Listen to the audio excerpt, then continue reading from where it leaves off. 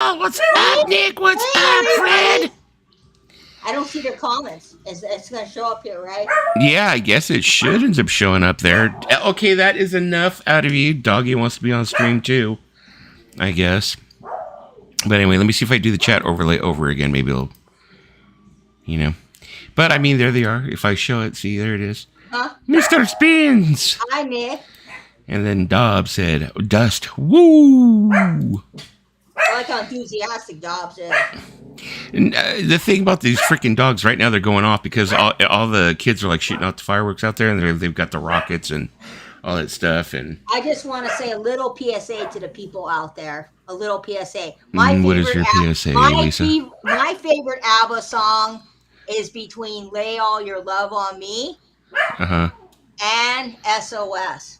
Okay, where's the ABBA thing coming from? I don't know. I just felt like saying it. I'm like, where's the ABBA thing coming from? Because me and James were talking about ABBA all day. There you go. Now Fred's also on Twitch. No. He's multi-leveled. He's everywhere. Why? Because me and James got into the conversation of ABBA. So I've been listening to ABBA all day. I've been listening to Chica Cheetah Cheetah, whatever that song is called. What is up, Paulina? Paulina's in the house. Said, "Arf, arf, Dusty Spins." She can hear my dogs. You know, the thing is that with ABBA, it's like I'm really not a big ABBA fan. Never really been a big ABBA fan. I will listen to ABBA. I have like the greatest hits. I think like a CD, 2 CD set that has everything you would ever need.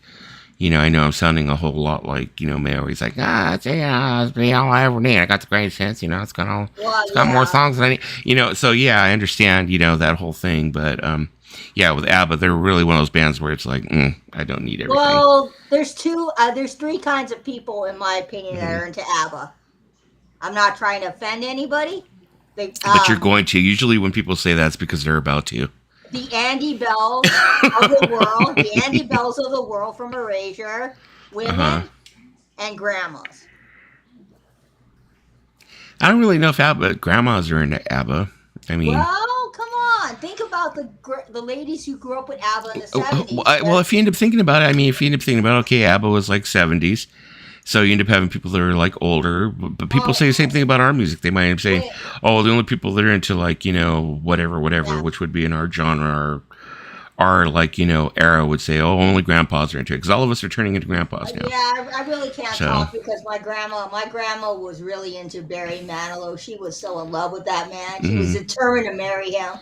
Yeah, there you go. Vinyl Gorilla said, "Gilfs love ABBA. Love ABBA." You know, speaking of Gilfs, okay, we're going to go on the subject for a little bit here. My friend Lewis, which he's probably out there creeping. He was the one who, I think I had discussed it with you at one time where you turn around and says that he was like dating a 70-year-old. Hey, if she still got the parts, and she's able to use it, if she can do it, most definitely. And he was like telling me, he was like, wow, he's a little bit older than me because I'm 51. He's like 53, 54. Oh, we're not that much older than you. So he was like saying, he was like, yeah, she's 70. He's all, but damn, he's all, she goes like a 20-something-year-old. You know, he was like saying that and stuff like that. And he's all, damn, she just wears me out and all this different stuff like that. I'm telling you. But also my other good friend Caesar, which I hope he's not creeping in here too, but same thing with him. He had told me the same thing. He had told me, he's like, he was dating a chick probably about maybe 5-6 years ago who was 70 years old. And he was like, exactly, there you go. Just like freaking Dobbs said, if the muffin is wet, it's time we met. Dobbs, I gotta ask you a question, Dobbs. Have you been with someone have you been with someone 65 and older within the last 10 years? I recently, like I said, because, when you get older, you start to expand your age range of like chicks that you would date and stuff. Okay, that's enough, Bailey. I'll let you you kind of extend your range. So I'll let you in on a little something. I'll go out with a guy in his 60s. I have no shame about admitting that I would date a guy in his 60s. You know why? There are some guys in their 60s that are very good looking, okay? Do not limit yourself. Dobbs said, no, Lisa, I have not. Probably because, I think Dobbs is married, isn't he? Hey, Tim. I think. Tim said 70 is the new 65. No, I said before you were married, when you were young, when you were, it happens. It Well, happens. no, I mean, you don't really look at 70-year-olds when you're young. It's like as you get older towards our age, when you start, like I You said, do. when you start to expand, the age range, like I have, you start looking at older women, you're kind of like, oh, hey, yeah, hey, I mean, did you see wouldn't be that that bad. video? Did you see that video of that guy who's like 33 and he only dates women over a certain age? Okay, that's a fetish, though. I No, think that's more of it. It's more fetish. yeah, Fetish. Like I had said at one time, I had a friend. His name was Ed. The one, like I said, no, most of my like crazy stories ended up, Oh, there you go, I Dobbs. think. But see, 3 years older, I wouldn't say that's fetish.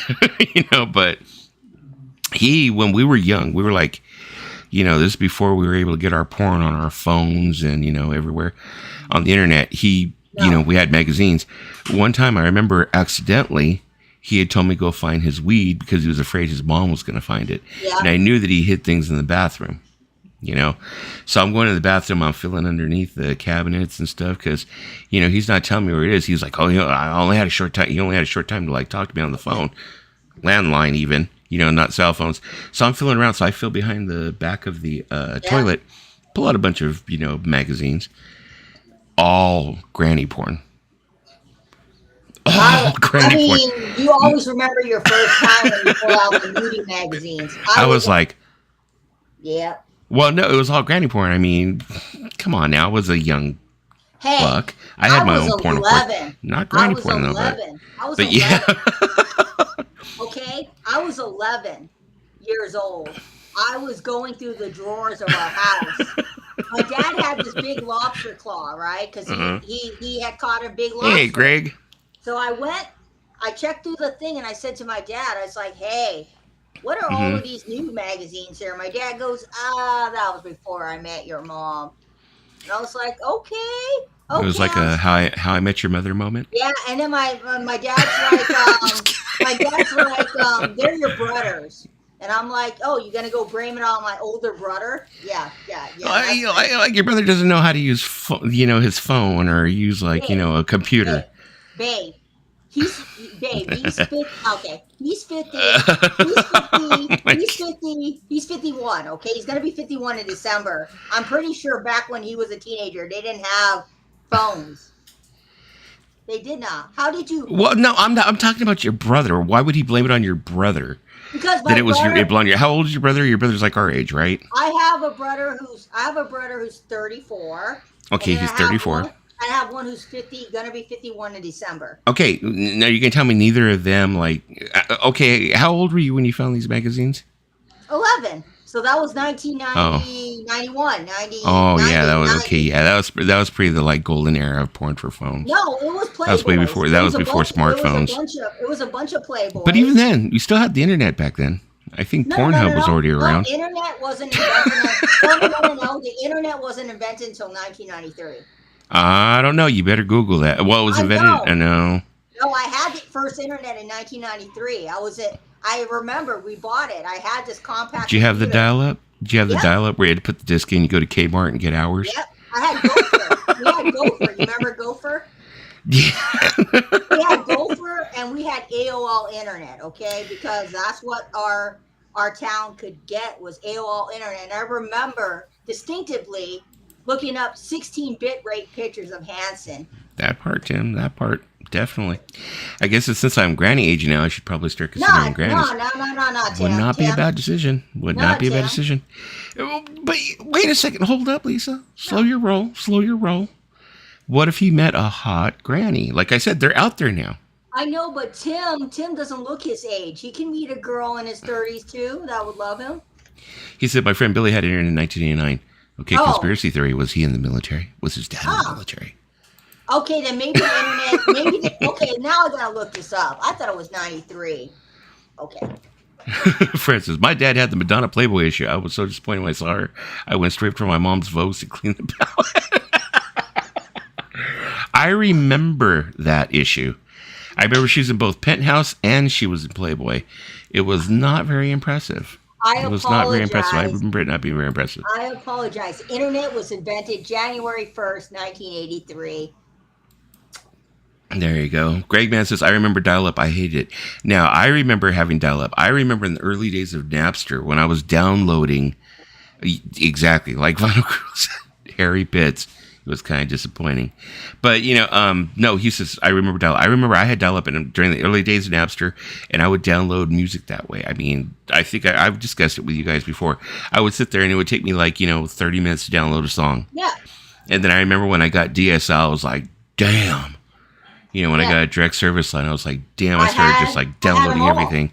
I had them all. Napster, LimeWire, BearShare. You remember BearShare? Yep, I remember BearShare. Yeah, it's like people will not, most kids, like I said, they do not remember giving their computer aids with BearShare or LimeWire to download a song. If you think about it, you wanted to be the cool kid in the 90s, right? This was the late 90s. You wanted to be the cool kid. Mm-hmm. Make your friend a mix CD on Roxio. So that's what I did. So I made my friend a mix CD. It was Reese's Summer Jams of 1998. And I was giving it to my friends. I know that's bootleg and you could get arrested for that, but my friends were like, cool. It had, Blink-20. Paulina knows. It had everything on there. Let me see. Tim said, I had dial-up and it took 5 hours to download the original 5-minute South Park short. Mm-hmm. I remember you discussing that. Yeah. I remember when I really thought that I was the shit when I ended up having DSL, and they started at first coming out with the movies where they were pretty good, decent. They called them telesyncs back then, which was basically they had a steady cam and they would go ahead and aim it at a screen. Usually they came from the Philippines, Taiwan, stuff like that. And you would get these versions of the movies and you'd be able to download them. It would take you fucking 4 or 5 hours to download part 1 of a movie, and then you'd have to get part 2 and then be able to burn them onto 2 CDRs and then play them on, a video disc, enabled, DVD player or whatever and stuff. But I remember that I thought I was, like when the original Planet of the Apes, or not the original Planet, when Planet of the Apes, the Tim Burton version came out. I got it that way. I've seen that one. Mm-hmm. And stuff good. Like that. But after a while, I had other friends who had faster internet than me, and they would download them for me, and I started getting it through them and stuff. Or the original Harry Potter. Yeah, stuff like that. Yeah, or when you downloaded a song, right? And you're expecting to get the song, and you get Bill Clinton's, it's a joke, something of Bill Clinton's.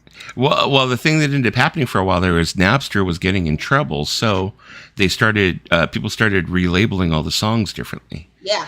So instead of Metallica, it'd be Metella Papa or something like that, It'd be something like that, and then the song, instead of Enter Sandman, it would be Enter Bland Man or something, So you would have to kind of differentiate and download the files and stuff. It was kind of like you had to be like a sleuth. Go, well, that must be blah, blah, blah. Exactly, because there was a time when Metallica had sued LimeWire because LimeWire was using their music illegally. So there was this big hoopla over Metallica. And, I think Metallica did, if I remember correctly, win in the end, right? Because when they sued Napster and they sued LimeWire and all those companies for using their music illegally. Yeah. Of course, Paulina would know about the Madonna issue. I mean, that had to have been the most uncool thing that Lars ever did, was showing up in front of that court. It was showed up in front of that court with boxes and boxes of the names of users that had downloaded Metallica songs. And it was funny because, it's like nobody else from Metallica showed up with him. No. James Hetfield didn't go. Kirk didn't go. No. Jason Newsted didn't go. No, because nobody went. Because those three had common sense to realize that it was a lost cause. It was killing they kind of they got a bad reputation for a while, but it didn't kill the fan base. No, it didn't kill the fan base. If you heard their new album, I'm actually pretty impressed by it. Oh, yeah, it's amazing. 72 seasons. I'm impressed. It's going back to what Metallica did in the early 90s and the mid 80s. So, the whole thing with Saint Anger, the whole special noise on the snare drum, which came out to be shit. Hardwired self-destruct. A lot of that stuff was just.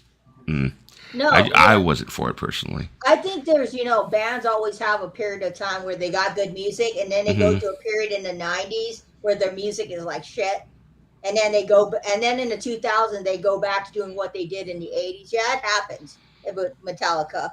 Sorry if you're a Metallica fan, people. I remember there used to be this magazine out here in Los Angeles called BAM Magazine. And during the 90s, I was working at this place called Quality Telecommunications. And I used to answer phones all night for doctors and shit like that. It was like an exchange service.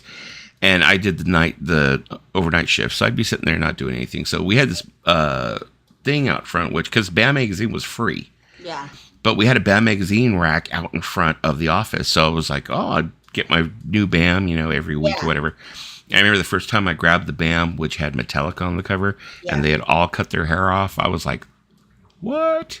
And this is at the time when grunge was like, you had bands like Bush, Stone Temple Pilots, all these guys, And I think what happened was they were trying to they were trying to fit in with the time. Yeah, meld in with that. I mean, because by the the early 90s, grunge was starting to take shape, and Metallica probably felt like, hey, Nirvana is doing pretty good. Maybe we need to start doing similar music to what Nirvana is doing, because 1991, I think that's when Nirvana came out. I was about 10 years old. 90, 91. Because I remember it being like my last year of high school. I was 89, 90 when I graduated. When Nevermind came out. Yeah, I was about 10 years old, pumping that song for Nirvana called Get the Lights Out, We Are Stupid. And then my friends were like, Lisa, you're 10 years old. Nirvana is not for 10-year-olds. And I was like, yeah. I remember when Nevermind came out and I discovered Nevermind. I was like, oh, this is great. This is awesome. Whatever. I still had my, you end up having that one friend. I was like, that's like their second album, dude. There's like, you should get Bleach. That album really rocks. Blah, blah, blah. You always have your purists and stuff like that. Are like, because I remember. Dude, you're joining the party late, bro. Yeah, because I remember having a cassette. I had a cassette of all these oldies, and my friend told me, those people are probably dead by now. I was like, I don't give a shit. I like that music. And they're like, okay, Lisa, you continue listening to your old people. Like Tim said, the artists didn't lose anything over illegal downloading. Only the record companies lost money. And now they're fucking us. They're making up for it. Believe me, those records back there, they're making up for that money they lost in the early 2000s. No, they didn't lose any money because, in the early 2000s, people were still going to concerts and they were buying CDs. So if you think about it, you're previewing the music before you buy it. So I see it as a win-win situation. Yeah, they said, let's bring back vinyl. They kind of took us and went, bend over. Greg, man, you're not old. There it is. Take the vinyl. Greg, man, you're not old. Take the vinyl. You're not old. No, not at all. You look great, Greg, man. Mm-hmm. I hope when I'm 50, I look that good. Paulina said, but I think illegal downloading was killing the record store business, which is what I felt bad about because I'm pro record store. I have a lot of friends that were artists during that time, They were all in smaller bands. They were, it's not like they had recording contracts and everything, but they were always so fucking vocal about it. They would be like, they would get up on the soapbox like, you can't steal from the artists. We create this and we should be compensated. And I'd be like, yeah, but it's like with anything, it's like, any company, any corporation has to make so many samples, and give those samples out for free so you know what the product is. You know what I think ultimately? Which is basically what Napster became afterwards, at least. Yeah. If you think about it, that's what Napster became. They tried to do this whole thing where they reformatted it and made it become this thing where it was like they would give you the snippets and taste of it, and you could download this and download that.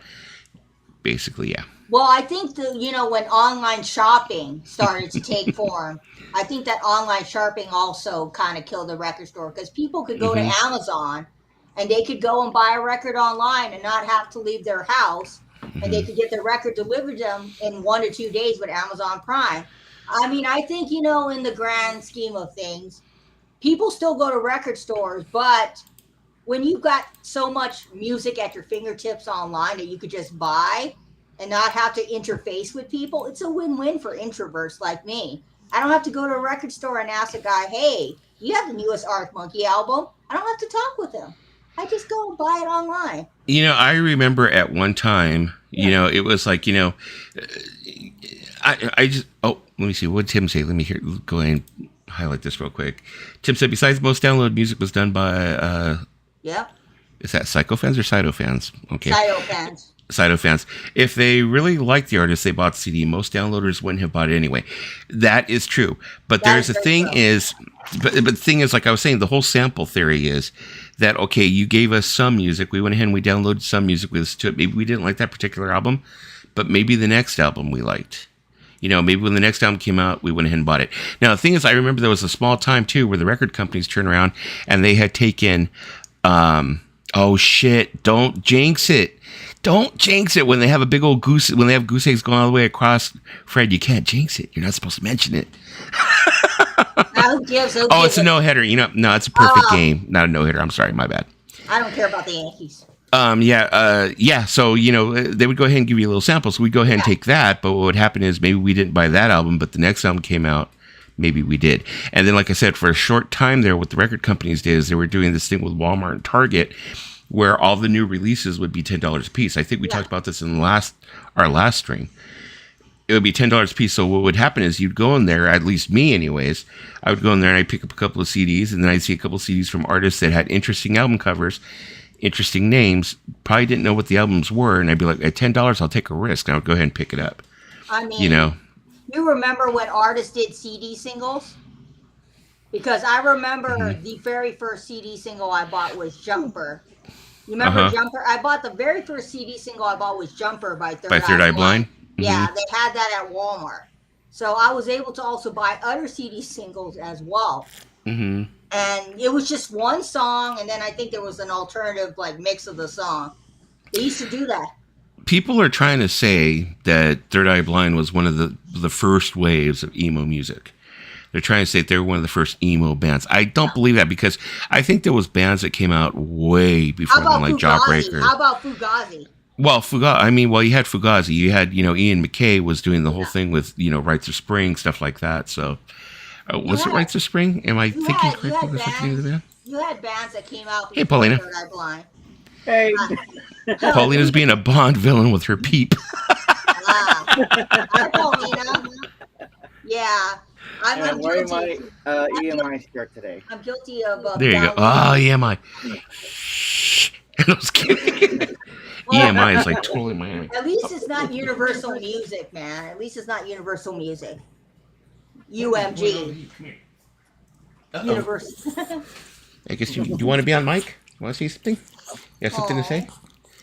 You have nothing to say? I would bring you my dog if my dog who got denuded, but not right now. I guess he has nothing to say. Yeah, Rhino Gorilla. I love know if you want to peep. I love Fugazi. He's all, I don't know. Do I want to peep? He's all, I don't know. Do I want to peep? I'll try to show you somebody hates when I do this much.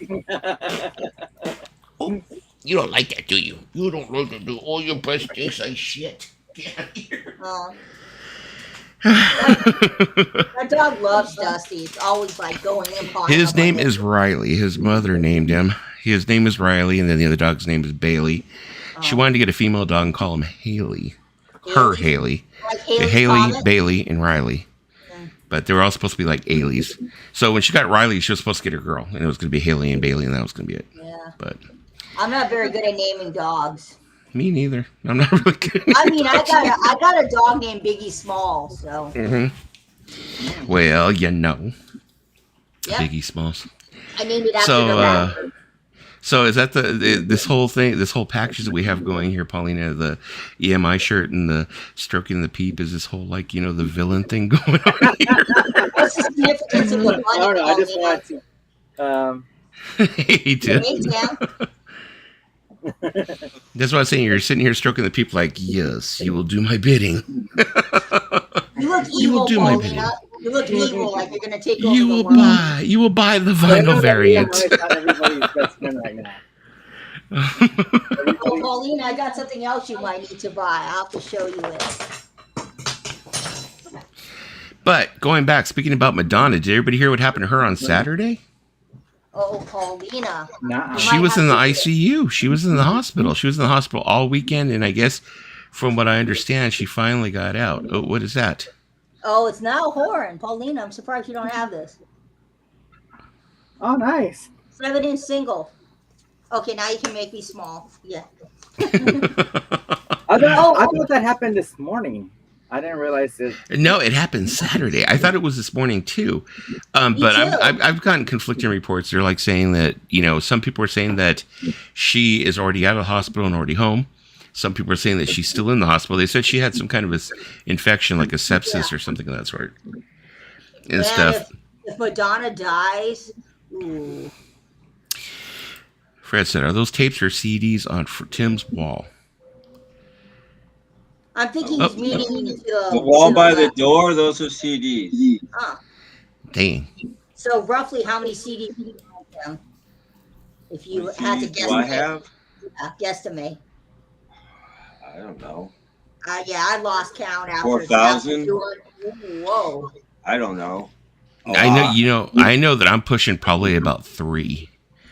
You know, we were Maybe like, it's not. It might only be 2,000. I've never counted. Yeah, I don't know. Yeah, after 100 CDs, you stop counting. That's I what just kind of did. go like by like sections because of the way that my shelves are set up upstairs and the ones out here. It's like I kind of like go, okay, each one's probably like 25, so I times it like that, and I end up figuring it out. So Yeah, I'm committing Yeah, a well, I Cardinals. have these little racks, and they may hold 115 or something, and I've got 3, 4, 5, 6. Yeah. You know, Fred, I don't know what the heck Madonna is trying to achieve. 12 or 13 of those. Then I've got 3 big things that are, like 3 feet wide and the same height as those other things. And then I've got 3 of those, and then I've got 2 of these little racks. You can see one sitting on top of my other rack. So I've got a bunch, and there's some on my floor here. There's always some not put away, and I don't have my stuff in alphabetical order. My CDs. I know I'm living on the edge, but it's okay. Well, I have to. I just recently set mine up that way. I just recently did alphabetical. An album is lost if it's either not in a pile, not put away, or that's fine. But if I'm gonna have to do that. Filed, it's gone. Mm-hmm. It's gone forever. I'll never find it. I just barely reorganized just what's out here on this shelf behind me, the one that you used to be able to see on my old angle. But I just barely reorganized that. I was going in and finding CDs I didn't even realize I had.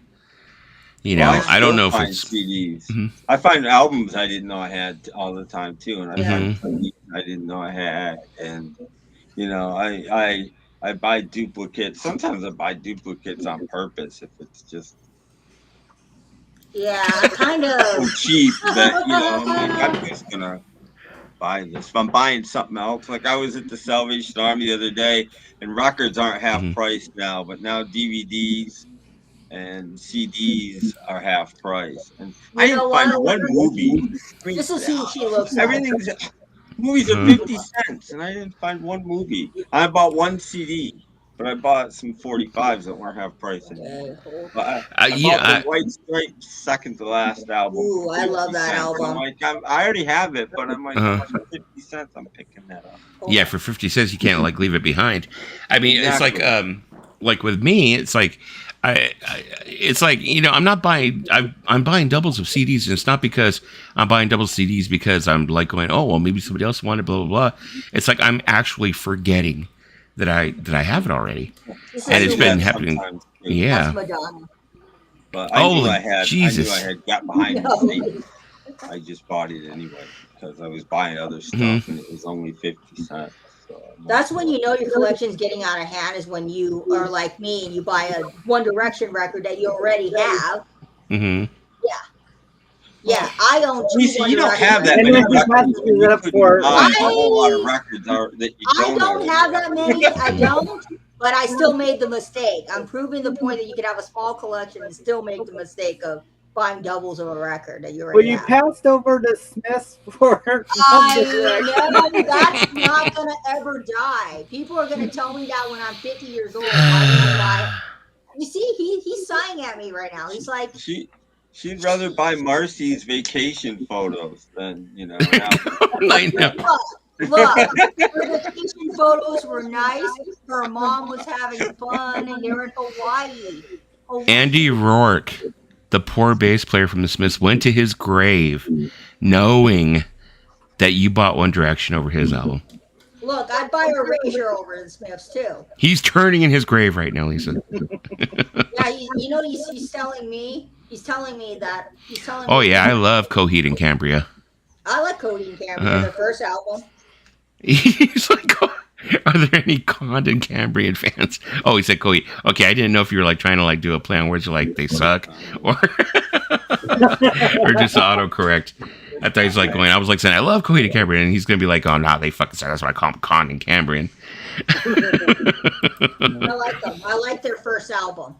I'm I haven't old listened. and have no idea who that is. Oh, It's like modern day prog, I guess you could say, kind of, right? They're kind I of in probably the wouldn't same. like it. They're kind of in the same veins as the Mars Volta. Kind of like I a love the modern Mars day- Volta. I love the Mars Volta. Mars Volta too. Come here, come here. I'm I love.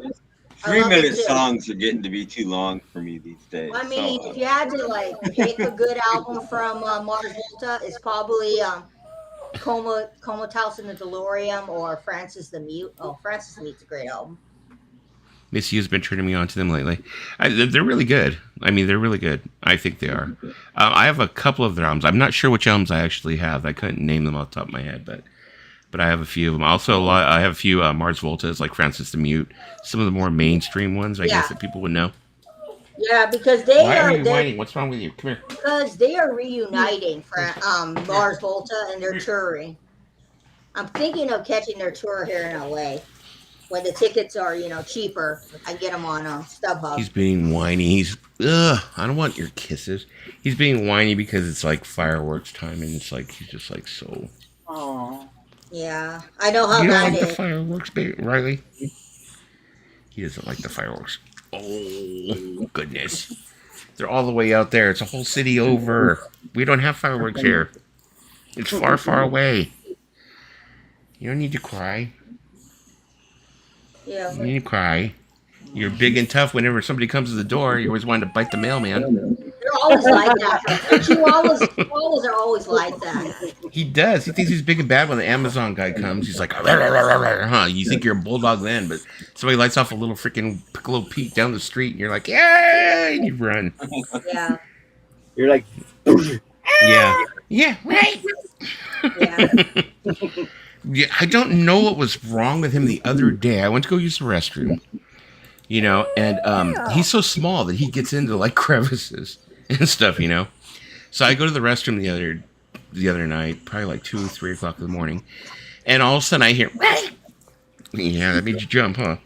And I had stepped on his foot, didn't even know he had like ran in under my feet. I thought he was like in his bed asleep. So, but yeah, he had ran in under my feet. Fred said, "Lisa, I like your hair color." Thanks. It's this box brand calls. I can't pronounce it. It's a German brand that Jen and Dave told me about. I was kind of going for like a darker red because I think it looks good. Greg Man said, "Dusty, same here. I always wanted to bite the mailman." My mailman knows me. My mailman knows me, right? He's like, "Oh, Groovy Lisa, I got you a package." I was like, How "No, well thanks." does he know you? Is there something you're not telling us, Lisa? He knows me enough when you accidentally wrote one number off. He knew it was for me.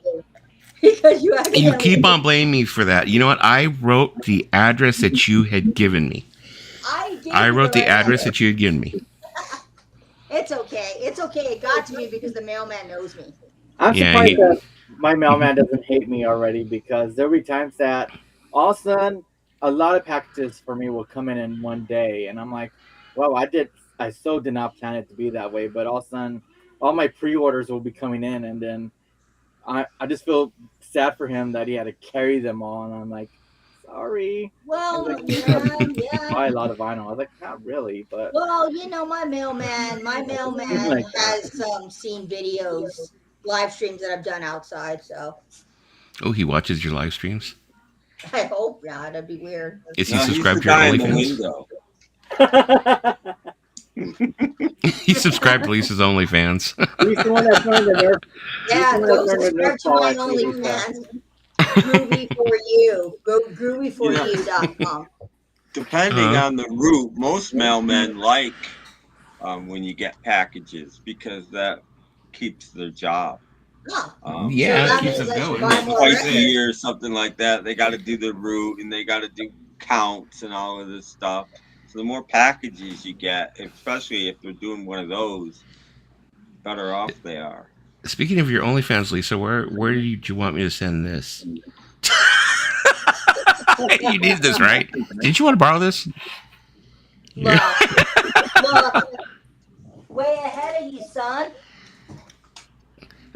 Then why do you need 2 of them? Damn, that must be a setup. No, that's for my that's for my Yeah, that's TikTok. your OnlyFans. No, that's for my TikToks, okay? Okay, TikTok. One for TikToks, one for OnlyFans. Look, I feel the thing about my Need OnlyFans. multiple angles Excuse me. for You better not be OnlyFans. looking that up, Fred, because that does not exist, Fred. You know, That does I have not been exist. saying this for a long time. Lisa is totally a brand and has no idea. It is. Look. Groovy Lisa is totally a brand. It is a brand. That's right. I'm a We brand. have those shirt designs.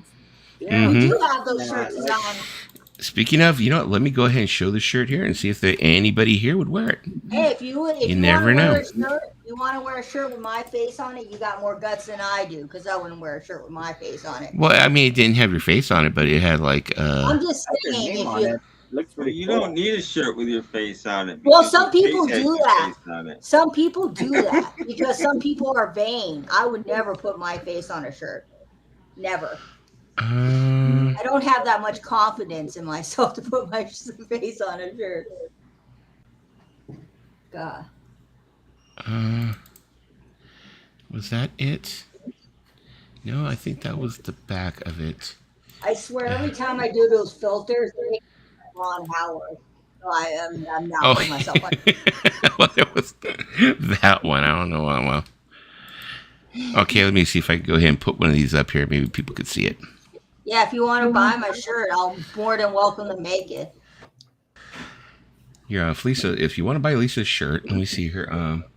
I mean, it's Let cute. me It's go very here. I will pull cute. it up. It's very cute. Yeah, I think we're gonna have to change what I have on it, but Yeah, it's very on brand. Very on brand. Then we need one for Tim that says 29-cent Bargoons. I have my own. I have a shirt. You do? Cool. I had a shirt for a long time. I didn't make it, but I have one. Cool. this was the idea that we had for Lisa's shirt. But of course, we're gonna take out the mute part. Oh, But great. that was the idea that we had. Oh, So I'm thinking we'll take out the mute part, bring up the Groovy Lisa, because I mean, if we Hold up. put the mute in, we probably have to pay Vaughn Richie. hold up. Yeah. No, we're not going to pay Lionel Richie. Hold up. I have the other design that you sent. Let me see if I can find it in my email. Well, I mean, I have them all here, Oh, okay. and then the back of them would end up being Greg, don't give them any the back was going to be. Greg, What don't. was the back going to be? Let me go ahead and pull one of these. Greg, don't give yeah, Dustin I have- ideas, okay, Greg? Don't give Yeah, I him have all of ideas. your shirt designs here. Man, Greg Man's dirty tonight. Was this it? Because you made a really Give it a cute, minute to load up in the overlay. you made a really cute small one that I really liked with the records in the back. And it was really cute. I had saved it in my email somewhere. Is this it? Yeah, that's Okay, that was the yellow version of hold it. up, hold up. So that would have been the yellow. There was a yellow version, a black version, Hold up. because we know, and then there was also the The backing. yeah. So I'm gonna take a look at which one I have here. Okay, here we go. I got Lisa's shirt back. I got too much shit. Lisa's shirt back here. You guys are Okay, let's go ahead and put this in. despicable, man. Thinking of shirt ideas that Dusty might actually use. Oh, that's the wrong one. Never mind. Okay, let me take that down. It was Lisa. They keep sending me emails for the shirts, so I'm gonna. Yeah, see. because it said Groovy Lisa. It looks like it was like a record cover. Oh, wait, I like- got it. I Yeah, it got was like something. coming out of a sleeve. yeah. Oh, here Okay, you hold go. on a minute. Here it is.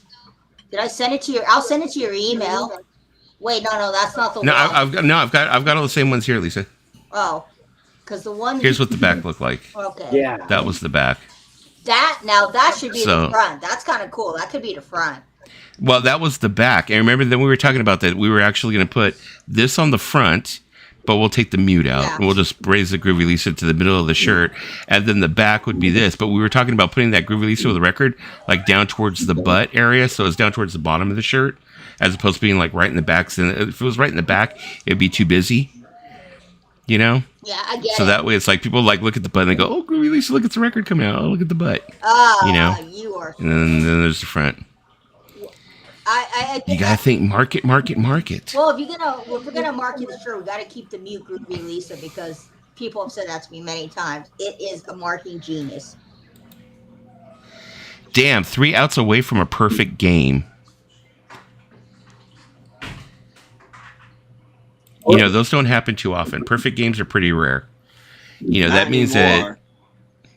Well, I don't think there's been one for a while, Tim. I don't think. I mean, well, there used to be not. They were never frequent, but they used to happen once in a while. Yeah. But now they take pitchers out after 5 innings. You know, yeah, they don't let them go the distance anymore. You know, you don't. So that's why. I think that would be perfect for the front, Greg, man. I mean, not Greg, man. That'd be perfect for the front, I think. I think the front should say subscribe to Groovy Lisa. No. The back should say unsubscribe to Richard Dolan. Wow, I like how you're thinking. Ingenuity. I like. I'm like, oh, let's not do that now. Dolan's gonna start going to the streams like, I hate them. They let them say that about me. Yeah, everybody thinks I'm evil already. No, I mean, it's true. They're saying the back of that shirt would probably, I mean, be cool as a friend. Maybe, Fred's got something going there. I'm thinking I could put that on the front because I think it would look good because my brand is kind of like, if we can somehow, we got the flower. We do. We do. We got the flower in the back already, and we got the record. I think the front of the shirt's a little busy.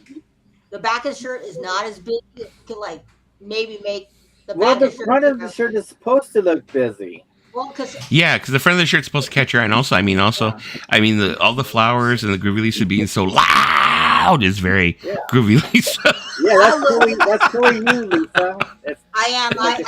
I could walk Pride Parade right now with my loudness. It's very loud, like Lisa. If I was not loud, I wouldn't be Groovy Lisa. No. Yeah, but I was like thinking,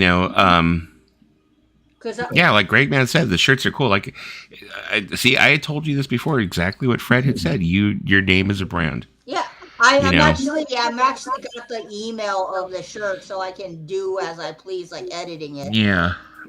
You sent me rush order tees, so I'm actually on their website. I think I'm gonna center the thing a little. Perfect. Okay. And then I'm gonna look at. Look at. Okay. Fred said, "I will seriously buy a couple of Groovy Lisa t-shirts." Hey, you know what? I appreciate it. I just gotta make them. I gotta set up an online website. That's not gonna be hard, and then you guys can buy them. Cool. I don't want someone to be like, "Oh, Lisa's trying to capitalize off her name." Why not? Then you could put them on mouse pads, coffee mugs. Oh, you know, it'd be really cool. Mug. A slip mat with that back logo. That would be kind of cool. A slip mat with that back logo. It'd be really cool. A slip mat. Not a poster. We don't want to get too carried away. Tim's all. Did I get caught in the middle of marketing here? No, I was thinking about something else. Cool. Oh, damn. So he got it. Domingo German throws the 24th perfect game in Major League. And they needed something because the Yankees are doing fucking horrible right now. Has it only been 24? It seems like there would have been more than that. Oh, they've been doing bad. Well, as far as, perfect games. I mean, no hitters are pretty common. Yeah, no hitters I know, are common. but perfect game. Yeah. Well, I bet most of them are before 1970. Yeah. Or at least 75. Before 1980, anyway. And then, the thing is, though, is they've been doctoring up every year they do something different to the baseballs, and then ends up like changing. Either there's more home runs or there's less home runs. It's like it just, Manfred, ever since he took over as commissioner, he's been fucking with the baseballs every year. So it's like, who knows, Although, one of the arguments that me and my friends have, that since I'm an Angels fan and they're Dodger fans, is we keep on arguing about the last Dodger championship because I keep on saying there should be an asterisk next to it because it was not a full season. I agree. Exactly. It should be an asterisk. Well, it was not a full season. There's been more than one that weren't full seasons. So Yeah. Well, yeah, there was. I mean, because there's been strikes and other things that have happened, and Oh yeah, well, right before the strike happened back during the '80s, the Montreal Expos were poised to be world champions. They were going to go to the playoffs and beat your world champ. They say they were going to be world champions, but they think that had the Montreal Expos won that World Series that year, that it might have like kept their franchise in Montreal, and they would have been able to keep the team there. Yeah. And stuff, and they wouldn't have turned to the Washington Senators. You know? Yeah, well, don't get me started on that, because I lived in DC for like 10 years. They were supposedly my team, which they're the worst named team in baseball. Can I do a little rant here? You know why they're the worst named team in baseball? Because Washington DC has no senators. It's the only unrepresented place. If you live in Washington, D.C., you are not represented. You do not have any senators. You do not have any congressmen. And yet they name their baseball team the Senators. And it's like, we don't even have any It makes no senators. sense. It's like, I'm trying to think, like, what else could they have? Why did they just call them, like, well, no, not the Patriots. I don't know. We've got a but Patriots in football, not but the senators. We don't have senators or congressmen. dang, look, and Paulina's doing the old They're school. unrepresented in D.C. That helmet reminds me of, like, Brian Downing, Rod Carew, the old Angels. Oh yeah, The old school Angels. California Angels. The big A. Which When they could actually never had the figure A out. outside. This is, I don't want to get political here. I don't want to get political here. But we could never figure out, when you vote in D.C., how does your vote even count? Because we don't have any delegates. Well, that's true. You don't. So what's the point? You would think of all places that would end up having all of those things instilled and all those things in place, it would be Washington, D.C. I don't want to get political. It's just, I mean, living there is very weird. there's one thing I can try if I ever go to an Angels game. Mhm. I've seen it all over TikTok. It's where they put the nachos in an Angels hat. Oh, and then the helmet? Yeah. I'm like, Yeah. I will forego my Dodgers just to try nachos in a helmet hat.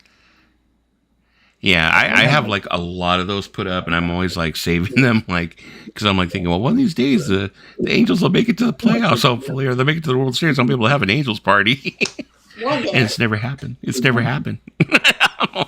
It does. Maybe this year. This will be the year. Looks like they're like a very strong team this year.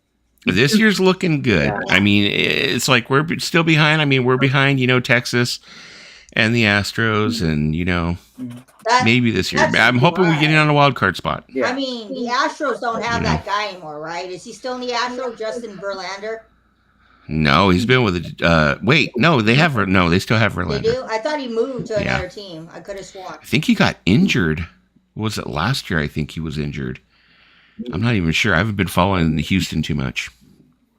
Oh. Angels versus Cincinnati in the series.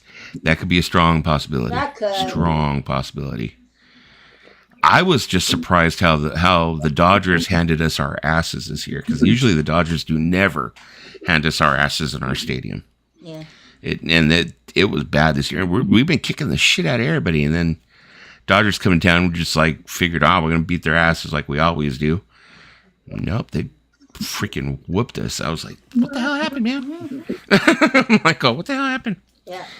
Because Kershaw usually is not that effective against us. I mean, he's not that effective against, Ohtani and Trout. And I support sucky teams, the cheater rated, the Dodgers. Yeah, I get it. I support them. God, you're a Patriots fan. Jesus Christ, I've been man. a Patriots fan for a very long time. I will die with the Patriots. You're falling a little flat. There's just not all there's to it. I won't even talk about my favorite football team, because it's like every time I end up mentioning my favorite football team, I got to hear all the Cowgirls. Oh, you like the Cowgirls? You know what my dad said? My dad said someday your team will get to the Super Bowl. Well, I'm no better, because my team has been to the Super Bowl. In fact, they went 3 years in a row, which probably tells you who they are, because they didn't win. What team is that, Tim? You know Dusty. You can tell her Dusty. You got to know who it is. Are you talking about, wait, so let me think. I'm trying to think back. Maybe it was even Are you 4 spe- years in a row. It was at least 3 years in a row. The Steelers? No, the Bills. Oh, Buffalo Bills. God Oh dang. yeah. There was a Oh. time. There was a time when my dad was really Horrible. into that. Tim's all, can I virtually slap you through the freaking Well, screen? no, I would get so mad because Uh-huh. Jim Kelly would get hurt every Mhm. year, and the backup quarterback would get him to the World Series every year. And then they would, not World Series, the Super Bowl every year. And then what would happen in the Super Bowl? Oh, we're playing Jim Kelly every year, and Jim Kelly would lose the game every year, and we're like, what are they doing? I swear, my dad's a bandwagoner. Okay, in the '90s, he was about Brett Favre from the Green Bay Packers, and then he was for the Bills because he loved Jim Kelly. And now my dad has jumped on another bandwagon because he likes the Kansas City Chiefs and Patrick Mahomes. Yeah. It's funny how many people outside of Buffalo love Jim Kelly, but nobody that lived in Buffalo like Jim Kelly. Everybody loved Jim Kelly. My dad was like so excited when Jim Kelly would play on the field. My dad was like, "Yeah, Because Jim Kelly." he was a little wimpy guy and he'd get hurt all the I time. mean- And then you'd see him out. I'd see him out all the time. He hung out at this bar. I like Jim. I like Upstate Jim. College, and you go in there, and there was Jim Kelly with all his sycophants around him, and I'd be like, I so I mean- met him, I drank with him. The I didn't like '90s, him. the '90s was a very interesting year for football. You know, you had Jim Kelly, you had who you had Dan Marino, you had some interesting people. I wonder if that movie Buffalo '66, if maybe that character was based somewhat on Jim Kelly, the character of the. I mean, of course, in Buffalo '66, it was a kicker, I guess, who had blown the field goal or And whatever. we can't forget your favorite But, in the '90s. He played for your team, I think, for a bit. Emmitt Smith. Yeah. Well, I mean, we still sing the praises of Emmitt Smith still, but Emmitt Smith, yeah. it is what it is.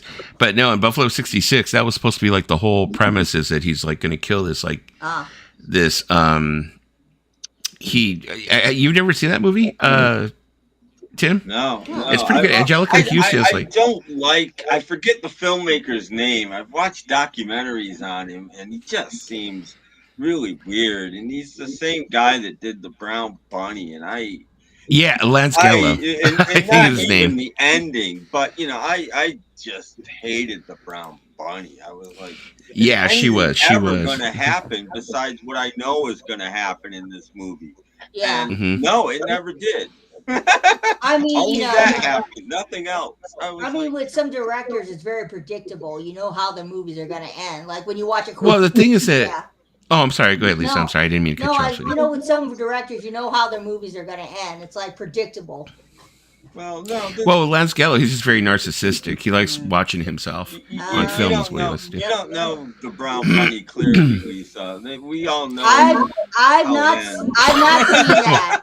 I have not seen that movie, but I'll put it on my. You list wouldn't of want to movies. see that movie, Why? Lisa. I swear, you do not want to. Come watch on. that movie. I never looked at. You will never look at Chloe Savini the same way Let me again. tell you something. I've seen that movie. I've seen And the yes, worst Christina movie in my Ricci life. is in Buffalo '66. Yeah. I think I can handle Brown Bunny. I've seen The Room with Tommy Wiseau. Okay, that's like the worst movie of all time. And, she's still not getting it. No. Oh, wait. It was the. Oh wait, yeah, I remember. Oh no, never mind. I don't want to see it. I remember now.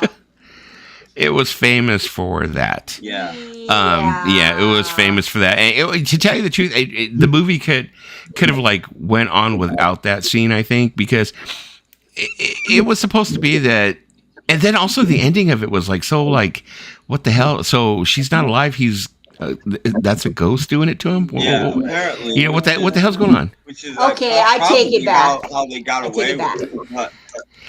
Yeah, But the ending was just so screwed up. But nothing happens. he drives. And he drives some more. Stops to see somebody. I think it was her parents, but I can't remember. Then he Yeah. gets in the car and he drives some more. I'm like, that's it. That's the whole movie. Yeah, that's the whole movie. It opens up with him racing a motorcycle. He's a motorcycle racer, and then he turns around. He loads his motorcycle up on the van, and he drives the van supposedly cross country. He stops and meets some chick, talks to the chick for a little bit, turns around, and like you think he's gonna go like do something with her, but he turns around, drops her off, takes off, and then he goes to the parents' house, and then it's just driving and driving and driving. Although I mean, great soundtrack. Great soundtrack though. Gordon Lightfoot, stuff like that. He's mostly driving in rain and stuff too. I mean, everything's always overcast and gray, and I'm like, this is it's shot like it looks like it's shot on 8 or 16 millimeter. I don't know if it is, but I'm like, it's not pleasant to look at. Nothing happens.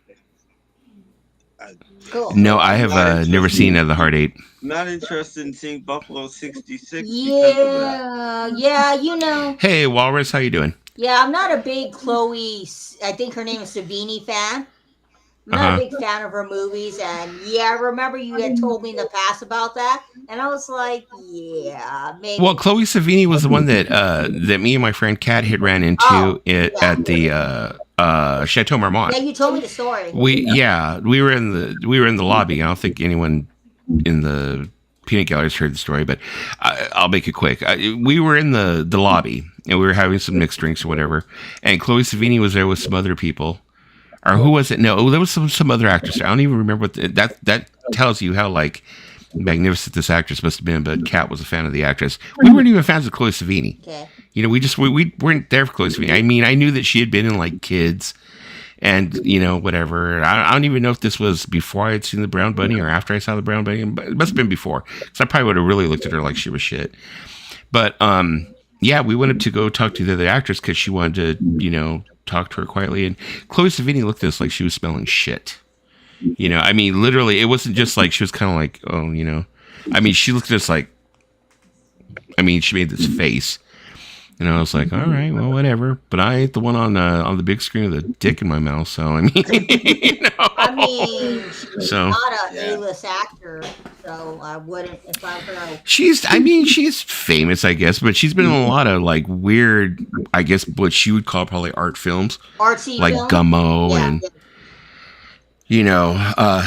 Kids, stuff like that. Stuff really trashy movies, I guess. I was surprised that guy Larry Clark, the one who made Kids. Man, that is one guy that the FBI should be on the heels of, watching whether or not he is a pedo or not. Yeah. Didn't mean to say that. Don't block the stream, but yeah, because he makes so many movies with young. I think he does this thing where they're just 18, but he puts them in so many situations where they're supposed to be way younger, but we're watching them do all kinds of stuff, and it's just it's bad. And like Kids was horrible. I saw Kids and I was just like, There was a lot of movies like that. I don't Pushing think the that boundaries. happened with the way the political climate is today. I don't think that anything I like that happens mean, now. there are But things that push the what was boundaries. that drug movie that Macaulay Culkin was in that had a lot of that Party Monster? stuff in it? Freaky Monster? Party Monster? Party Maybe that had a lot of that kind of stuff in it too, and it's like not cool. Larry Clark made another movie. I think the only movie of his that I really will watch. No, Harmony Korine wrote Kids. Also Gummo. He's another one. He's a fucking freak, man. He's a freak. But no, he had did Kids. There was another movie he had did. The only movie that I was going to say that I can watch of his that I can stomach is the one that had Brad Renfro. Oh yeah. It was called Bully. I've seen that one. And it was about that it was about that case where those kids got together and killed that kid who was died bullied. so young, Brad Renfro. Yeah, and stuff like that, But that movie, they're all supposed to be teenagers, and there's sex scene after sex scene after sex scene after sex scene. Yeah. It's like there's so much sex. It's like, you're kind of like, do you need this much sex? It's like, It's because it gets to the point where you get desensitized towards the end. I mean, you kind of get desensitized with it towards the end, but but it's supposed to be you're watching these kids who are supposed to be teenagers, and it kind of makes you feel gross. He did this other movie that I saw one time that one of my friends was like, "Oh, well, have you seen Kids?" Well, this guy made this movie called Ken Park. That movie, I had to turn it off halfway through. I mean, it was just too explicit, and I'm not a prude, but I have my limit. It's like, okay, if you're doing these sex scenes and all this different stuff because it's carrying the story along and it has something to do with the story, but if you're just doing it just for the sensationalism or whatever, value. Yeah, I'm just like, I'm not down with it. Then I'm kind of like, no, I don't think so. His Cambo video on YouTube is really cool. I think that actually Harmony Korine was part of a thing that was called Dogma 95 or something like that story. It was a collection of directors who wrote this manifesto.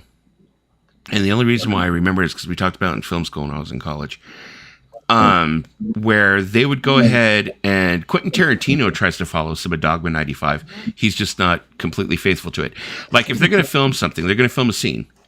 They'll walk into a room, and they won't change anything. Like, if they're going to come in here and be like, you know what, we're going to go ahead and we're going to film a scene in this room, they won't change a single thing. They won't take a paper off of the desk. They won't move a can, nothing. They leave it as is. They don't change the lights. Nothing. And they have to use a certain stock of film.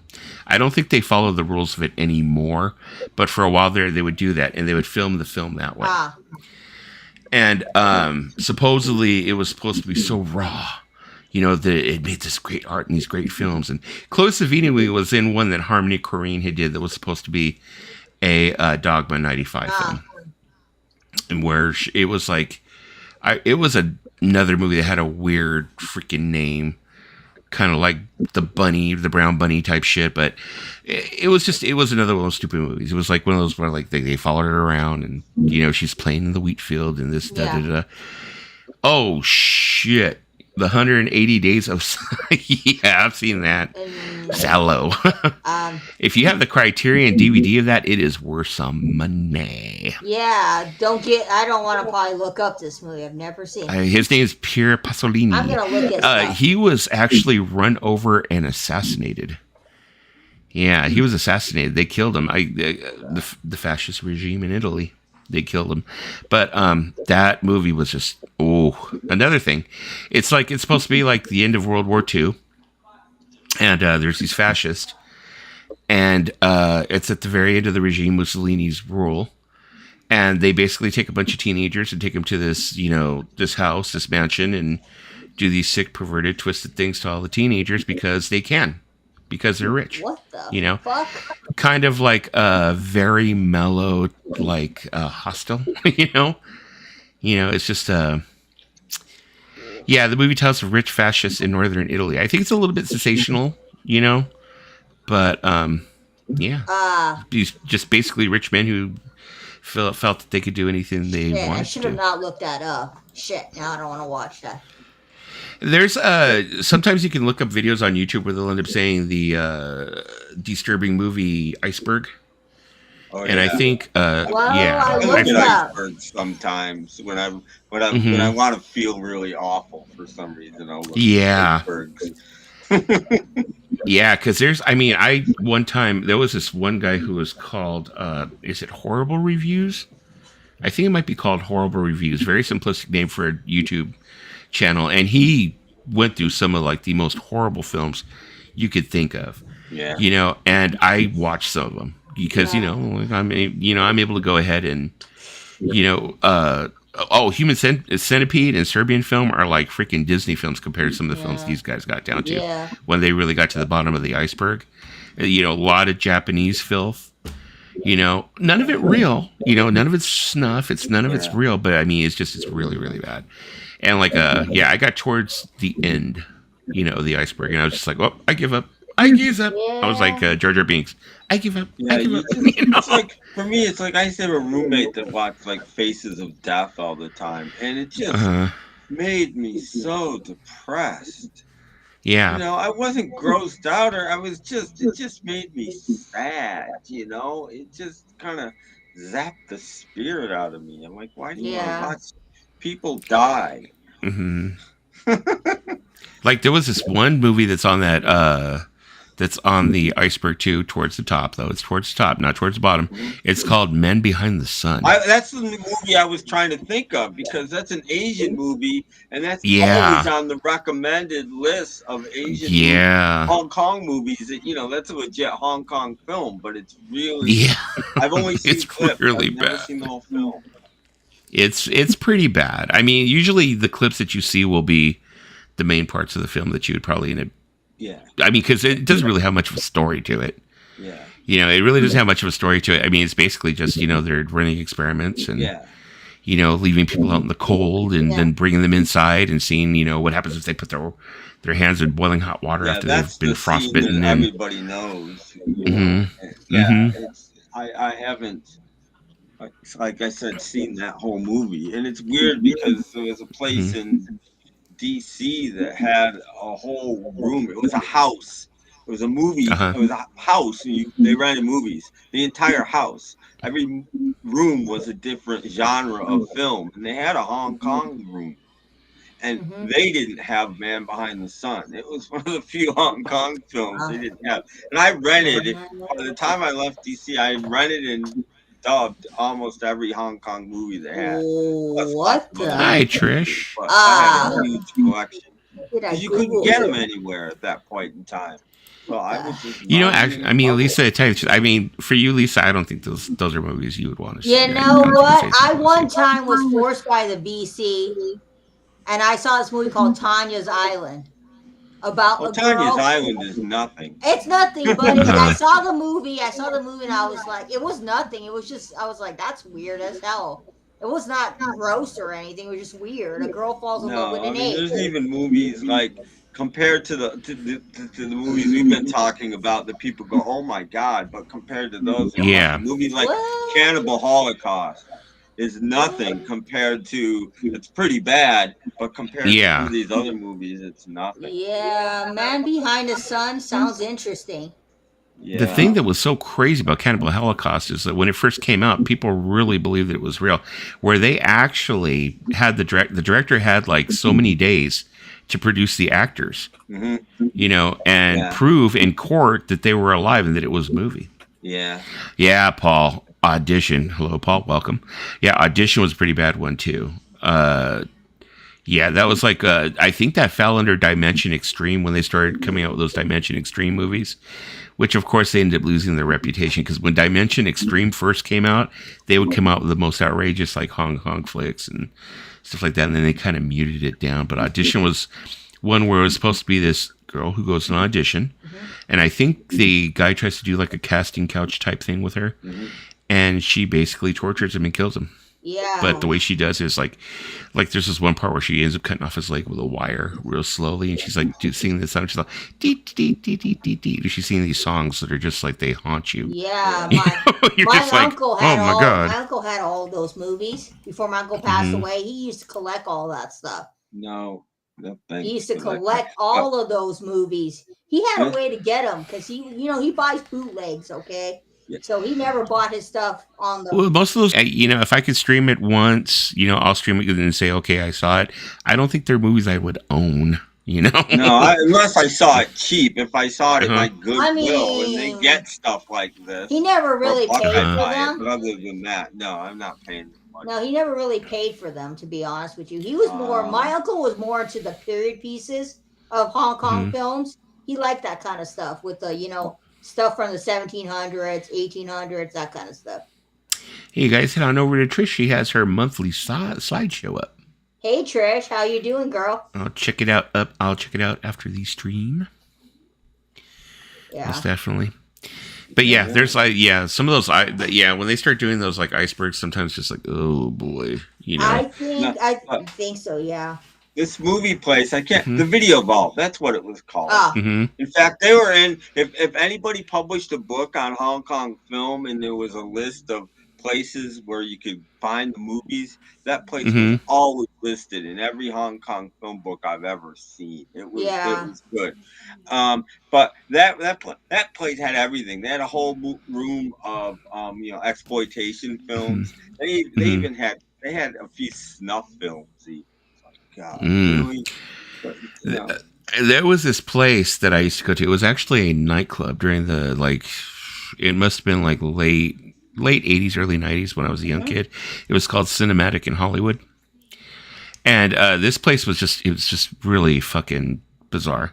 You'd go in there and they would do stuff like they would do live bondage shows in the back and stuff like that. And it was like an industrial dark wave type music club. You know, everybody was into the gothic, the leather and stuff like that. You know, I thought I was all into that shit at that time, you know? Yeah. And like I said, they used to do like live bondage acts where they would like, you know, it was light stuff. They'd go ahead and they'd duct tape somebody to a chair and like smack them around or whatever, you know. But they used to show films back there. Mm-hmm. And they would show some of these really, you know, outrageous films that were like from Taiwan and stuff that you thought were real, you know. And to them, they just thought it was like cool. But it's like, it was like real freaking mind numbing shit, you know. Yeah. So I just wouldn't go back there. You know, just be like, oh, you know, it was just like that room just had like such an air about it because that's where they did the bondage shows and stuff. It was just like people were really into some sick shit in there, but yeah, I see that kind of stuff. That makes me want to put on the Hallmark Channel for like exactly. It's like, oh my eyes. I love You're drinking like SpongeBob. All the happy people, you know.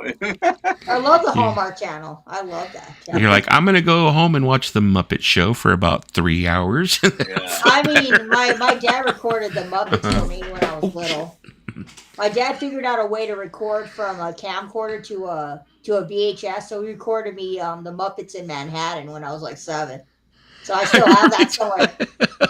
Yeah, and Cinderella and Willy Wonka and some other stuff. How appropriate, because that's a... I love Willy Wonka when I was like 5. It was pretty twisted, but, you know, I was a young kid and I was being adventurous and, you know... I mean, you know... It was Hollywood and I was just... I mean, when you're a young kid and your parent tells you don't go behind the black curtain and you do it anyway because you're curious to see what's behind there. I did that one time. And God goes, I told you, it's adult videos. You're not supposed to be. I was pretty naive growing up, you know. And when I went to college and I got my first girlfriend and blah blah blah, they would have midnight movies.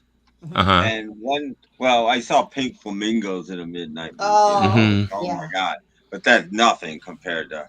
But when one day they showed another one, and we're like, well, let's go. And it was a double feature. And one of the double features, and I couldn't believe they even showed this. And this, I knew what this was. The other one, I had no idea. And the first one they showed was Insatiable, which is a Marilyn Chambers X-rated film. I couldn't believe they were showing it at midnight in college at Buffalo University of Buffalo. And the other one was, I think it was Up by Russ Meyer. It was one of the later Russ Meyer films. Later being late 60s, early 70s. And I'd never heard of Russ Meyer, and I was like, what the hell is this? But I loved it, and I've been a Russ Meyer fan. Yeah, you always remember the first movie you saw in college. But, Insatiable was the first full-length porn film I ever saw. I saw it in the theater with my girlfriend. Let me think. The first movie I saw in college was One Flew Over the Cuckoo's Nest with Jack Nicholson, and I was like, "Whoa, that was One Flew Over the." Okay, well, yeah, they showed that to us in college. I don't know why, but we saw it. Yeah, you're kind of off the mark there a little bit, Lisa. Though we're like all over here, you're over here. I'm always off the mark. Not, you know, I mean, Up got an X rating, I think, but I mean, they gave everything a right. Yeah, I'm way off them. And that was before they actually had the rating system. You know, you rated your movie yourself. So Russ Meyer would slap X on everything he did because he figured more people would go see it. I remember the first time I saw Pink Flamingos, I was pretty young. It was pretty shocking to me, I thought. You know, I didn't realize like the type of cinema that I would like witness when I got older, that would make that nothing. Yeah, but no, I've never seen it again, actually. Just mainly, I mean, there's 2 or 3 parts that are really violent. At the very end, because it's real. Because there's no way they could fake that. I'm getting sick right now thinking about it. I'm not going to say what it is. If you haven't seen the movie, Yeah. There's this stand up because John Waters, he goes from like different college, he goes to different colleges and he does lectures. Yeah. And I guess somebody had told him you should do a whole stand up show, whatever, telling your story. So he did this thing called John Waters This Filthy World, I think it was called. And I think he did, it was probably maybe about 10 years ago he did it. And he's talking about pink flamingos. And he was saying that when it first came out, that they would end up, they would go and they would watch it and get high and stuff like that, a bunch of them. And the guy who did the singing asshole, you remember that? Yeah. I know you remember that. Mama, mama. That's one of them. Well, he used to go to screenings and he would wait for a scene to come on and he would like look at people and be like, that's me. And they said he was so proud of it. I'd be like, that's me. You got to see an iconic person in that movie. The guy, it might even be the same guy. It might be him then. I can't remember. It's been so long.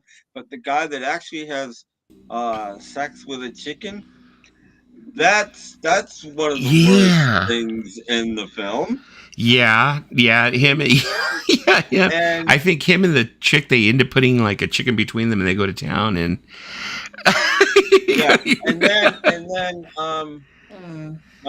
the other film that you've seen, and it's nothing gross. It's just the idea of it is when they invade their enemy's house and they just lick everything. Oh my God.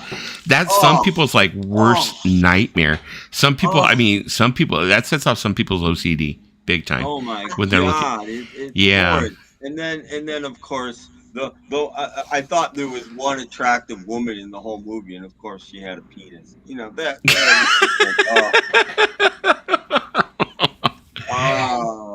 Look at Greg, man, saying the talking asshole. Now I know that Greg, don't play innocent. I know you've seen Pink Flamingos.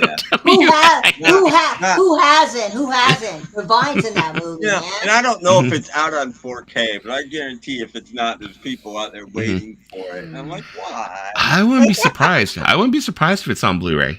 I'm sure it's on Blu-ray, but it's probably not on 4K. But I'm sure there's people that want it on 4K. But I have no idea why. So Tim is hilarious. There are films you just don't want to see. Hello, Divine. And it doesn't matter. Not necessarily bad films or anything, but I don't ever in my life want to see Pink Flamingos again. And Desperate Living was another good one. Mortsville. But I don't want to see Schindler's List again either. I've seen Schindler's List. I saw it in the theater twice. I saw Schindler's List. I saw Schindler's List. Oh my God, I don't want to put myself through that again. It's the way it makes you feel when you leave. Is what the whole thing. It's like after you leave, you just don't feel good about it. Yeah.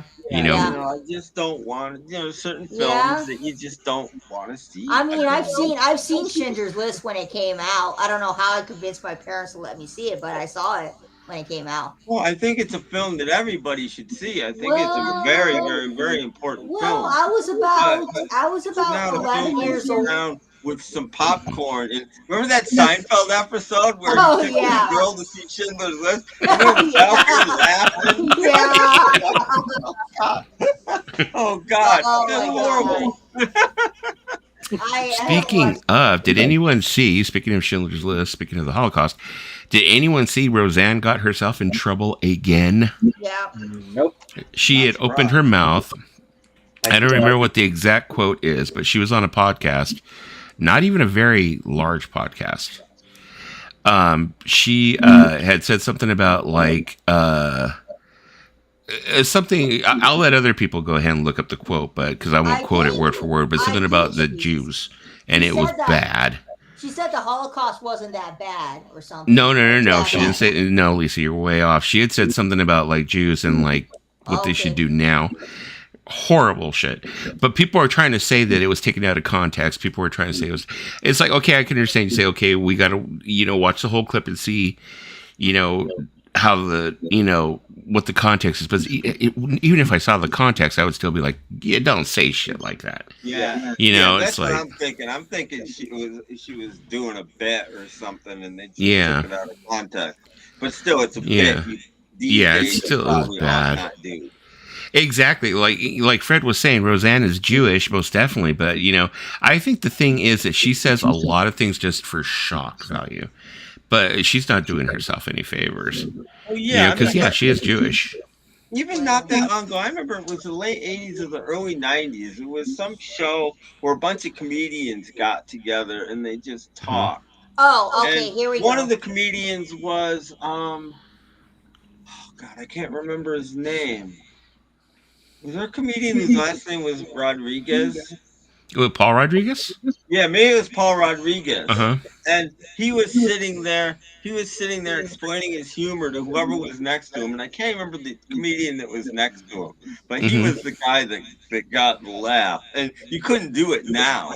But he was like, because Paul Rodriguez saying, I don't understand why people think I'm so funny. He's like, all I do is like I get up there and I make fun of my own people for like 90 minutes and they all laugh and blah blah blah blah blah blah blah blah blah. And whoever was sitting next to him said, yeah, see, you're lucky. I can't do that. He's like, what do you mean? He's like, I can't make fun of your people. And Paul Rodriguez just fell out of his chair laughing. He's literally on the ground rolling. He's like, oh my God, you can't do that now. And I think that's unfortunate because it's just a joke. Yeah, it's like, it's like, the thing is, there's imperfections in every race, and it's like, they're funny. There's things that are funny about it, and it is a shame that it's so un-PC nowadays to be able to go ahead and point that out and laugh about it, but it is what it is. Oh, like Fred said, he said, not every Jewish person supports Zionism. No, they don't. There's a skit that happened on Saturday Night Live, I think about like 2 years ago. And I liked it because it was very, very funny. But the only people that didn't think it was funny was one city in California, and that was Pico Rivera. Because I guess the skit was called Hey Kimba. I think it was called like a day in Pico, and it was Melissa Villasenor. And it was her and Selena Gomez, and they played these two girls that they're like I like everything is here, like, oh my God, that's so sad. And it was like, it's like she brings it down like to the hood. She brings like it's like a chola, like two cholas are like their own show, and they're like, oh my God, we're gonna talk to this woman that she hangs out with books all day. And I was like, oh, I'm a librarian. Oh, okay. So when I heard that you hang out with books all day, I was like, that's sad. So that's sad. It's like funny is that like a lot of people, when you mention Pico Rivera, they're like, they don't know what it is. And I was born in Pico Rivera when they had a hospital. So people, and when I tell people that, they're like, you're born in Pico Rivera, they're like, there's no hospital there. And I'm like, there was, during the 70s and 80s, there was a hospital that I was born there in 72. And they're like, oh, wow, I didn't know that. But Pico Rivera is right next to Whittier and like Santa Fe Springs. It's like, it's a whole area there. It's like, ghetto. I mean, I don't know what it's like now. It's now I'm out here in Orange County. I don't really go down there that much, but yeah, it's not that bad. And and the skit was very funny. I loved it. These two girls were amazing. You gotta see it. But the only people that didn't like it were the people of Pico Rivera. They're like, oh my, we're not like that. Like, it's like, have a sense of humor. But it's funny because Pico Rivera was like that during the 80s and stuff like that. So so Pico Rivera, it was like that. It was like that. Pico Rivera was like, "Why are we doing? You're stupid. Just stop being stupid." I went to the store the other day and I got this thing, and then I also accidentally put my eye. What was my favorite was the. Thank you, Trish. Hey, what was the best skit, Paulina? My favorite is the Californians. I love that one. I love that. But I think you have to be a Californian to really laugh about when they're like mentioning all the freeways. Because like when they're mentioning the freeways, it's like I can sit there and like I could see them in my head while they're talking about them. I'd be like, oh yeah, you were. And whoever writes that skit must research it, or they know the area, because some of the things that they discuss in that skit when they're talking about the freeways and stuff like that, totally fucking true, and the destinations are totally freaking true. Yeah. You'll end up in the middle of freaking Melrose in traffic, or you'll end up in the middle of blah, blah, blah. You take the I'm 405 pretty to sure the it was. San I'm pretty sure Pacific. it was like Fred Mhm. Armisen and Bill Hader and Kristen Rick that wrote those skits because I think they all live in California, so Oh Yeah. no, it's they're able to hilarious. like hey let's mention this. We got mention Escondido and El Segundo and the 405 and everything like that. At least they're not in Rialto. Yeah. Rialto. This is off topic, and I don't know Uh-huh. if it's on YouTube. If it is, I suggest everybody look it up if they've never seen it. Look it up and see if it's there. I don't know. Maybe the funniest thing I've ever seen Mhm. on television was on the Tonight Show with Johnny Carson. Uh-huh. We're going back. Yes. Johnny Carson announces Richard Pryor. This is the Uh-huh. first time anybody's seen him since he's caught himself on fire and he was in the hospital all that time, Mhm. and nobody knew if he was going to make it, badly burned, blah, blah, blah. Mhm. So in walks Richard Pryor, right? Standing ovation. Johnny comes around the desk and throws his arm around him and hugs him. And Pryor screams. Ow! Johnny jumps a mile, and Pryor is laughing. He's down on his knees laughing, and Carson's down on his knees laughing. He's just, you son of a bitch. But it doesn't end there, okay? Uh-huh. So then they start the interview, right? They're sitting at the desk, they're starting the interview. Pryor pulls out a cigarette, sticks it in his mouth, gets a lighter, and flicks a couple times, and his lighter doesn't come on. And Carson says, "Do you need help with that?" Pryor is, again, he's down on his back laughing. I've never seen anybody laugh so hard on television in my life. He's on the floor, curled up, just laughing. It's one of the funniest things ever. I love that because you could tell that those two were friends and they respected each other and Mhm. they liked each other. But man, I never saw two guys give it to each other harder. That was amazing. Just in case you want to watch it later on, it's on YouTube. I figured it would have been. Oh my God. That was, I would play that back, but they'll tag me for it. I know they'll tag me for Johnny Carson. Yeah. Yeah, they'll definitely end up tagging me for Johnny Carson. Yeah, we have some good names, Final Gorilla. We have some good names out here in California of towns. El Segundo. Man, that was funny. Los Feliz is another one that comes to mind. I mean, for a while there, over your area over there, Lisa was considered pretty bad too. Yeah, that's where they hosted Meyer is where they hosted Jimi Hendrix. That's the Monterey Park joke. That it's never gonna die. It's never gonna die. No,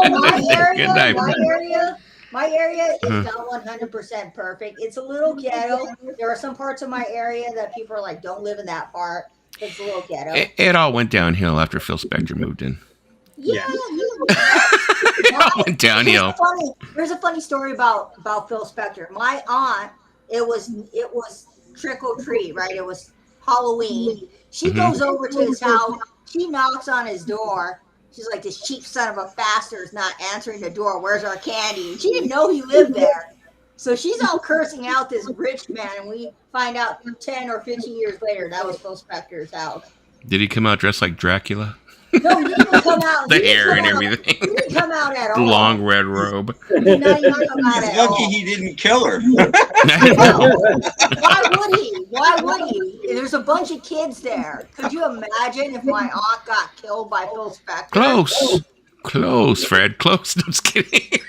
No. No. I don't live. Hey, no. Fred, I don't live in Watts. I live in Linwood. I live in Linwood.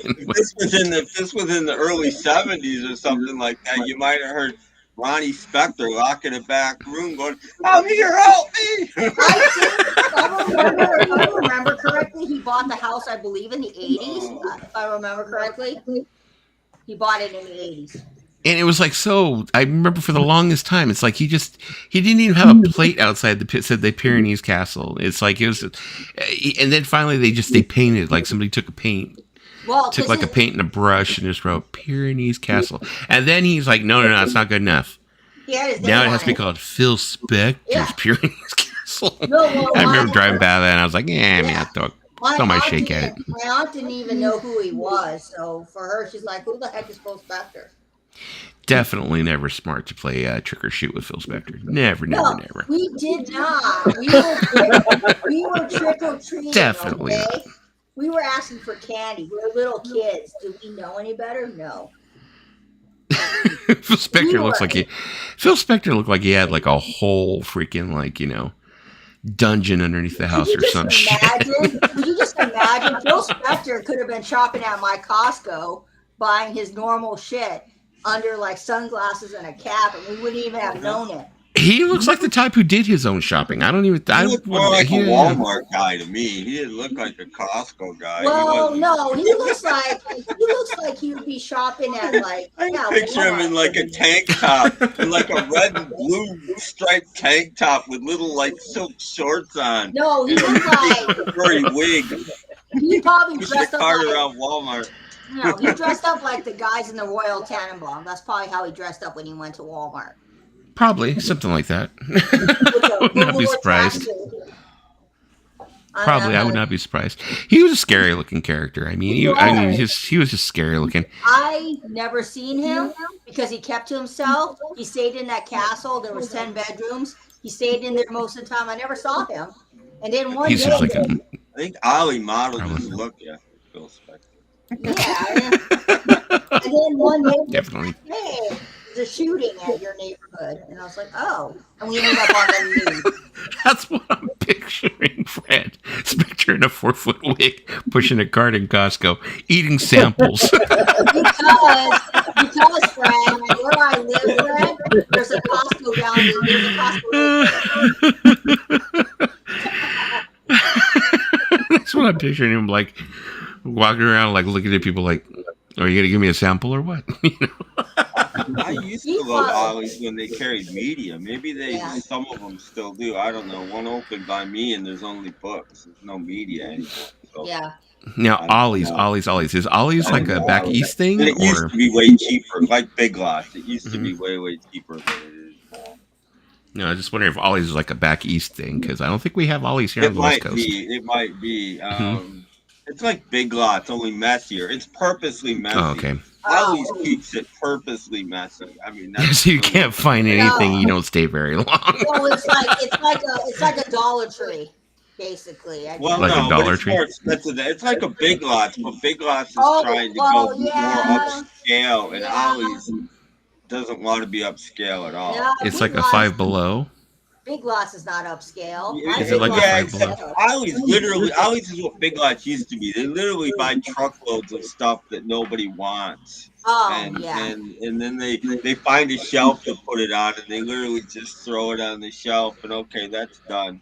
Fred. You don't have people in there zoning at the end of the night. You know what I mean? It's not what they do. You know what, Fred? Let me tell you something. Yeah, no, it's true. They used to be in their commercials.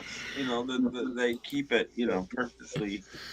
Phil Spector would be buying that $1.50 hot dog, but he wouldn't be buying one. He'd be buying like 2 of those $1.50 hot dogs, and he'd be sitting there with his mask on, eating those hot dogs. I agree with what Fred's saying here, though, that Big Lots is going to be out of business by year's end, because, I mean, we've had a couple out here that have already closed. I've seen a couple close, like, in the past year. But they made a mistake a couple of years ago, just before the pandemic. They decided to focus on furniture, which... cheap furniture isn't the way to go, man. Well, Their stores are devoted to furniture now, and it's not smart. You're not going to sell enough furniture. Exactly, because they closed one. You're going to sell Pop-Tarts. But within it would have happened anyway, because now that inflation is the way it is, nothing's cheap there anymore. I mean, I used to go there for movies and cheap snacks. I used to buy anything I ate that was a snack. I pretty much bought at Big Lots. Yeah, and I would buy that unusual soda, like bubblegum soda, stuff like that, blue stuff. Yeah, unless it's in their like clearance rack or something, and even that stuff isn't that cheap anymore. It's funny, Fred, that you mentioned Best Buy, because I was talking with Dusty, and I was like, "Is Best Buy still in business?" Because you had mentioned that. You had said that today. But because Odd Lots turned into Big Lots, Kimba. They're the same company. They just sort of merged. well, because if you think about it, Big Lots where I live, they actually went out of business. One of the Big Lots, and so they're going to turn it into something else. But with Best Buys, it's like people nowadays don't really go to buy electronics at Best Buy. They can go on Amazon or they can go on some like website like Temu, and they get it for half the price, and it does the same thing as something in Best Buy. Unless you're a certain Beetle loving YouTube channel, and then that's the only place you go. Oh, are you talking about Mayo? Are you talking about Mayo? That's why. And you spend subtlety has never been Lisa's like strong suit. Never. Well, no, I mean, with me, the thing is like with the whole Best Buy thing is like I agree with the same thing, Fred, that it's going to go under because with Best Buy, if it wasn't for me having this whole thing where I have this problem with immediate satisfaction, I wouldn't shop at Best Buy. I would just go ahead and I would see the model number, go ahead and usually what I do is my whole process is I go and I find the model number. I go to YouTube, let's see who's doing reviews. They show me what it looks like, and then I'll order it. Now, if I can get it at Best Buy and I can pick it up right away, I will definitely go pick it up right away. The thing about Best Buy is I hope they're concentrating on like washers, dryers, and TVs and stuff like that. They might survive if that's what they're, because that's stuff you don't want to order online. You don't want to order a washer or dryer online. I don't want to order a TV online. The way the shipping companies are, I don't want to order a TV online. I want to go pick up a TV. I don't want to have it come through. I haven't been in a Best Buys in a while, but there was a time when Best Buy used to sell instruments, and they also sold a lot of video games, a lot of physical media. Yeah, but they don't. That's all gone from everywhere. Yeah, so it is. It is. I don't know if you had this store in your area, but out here we had a store called Fry's Electronics, and it was a store for a while. And then they closed in, I think, 2020, 21. That store was a place you can go to get anything you wanted for really cheap, right? Mm-hmm. So that's where I got my webcam, was Fry's Electronics. Now, their last store... I used to love Fry's Electronics.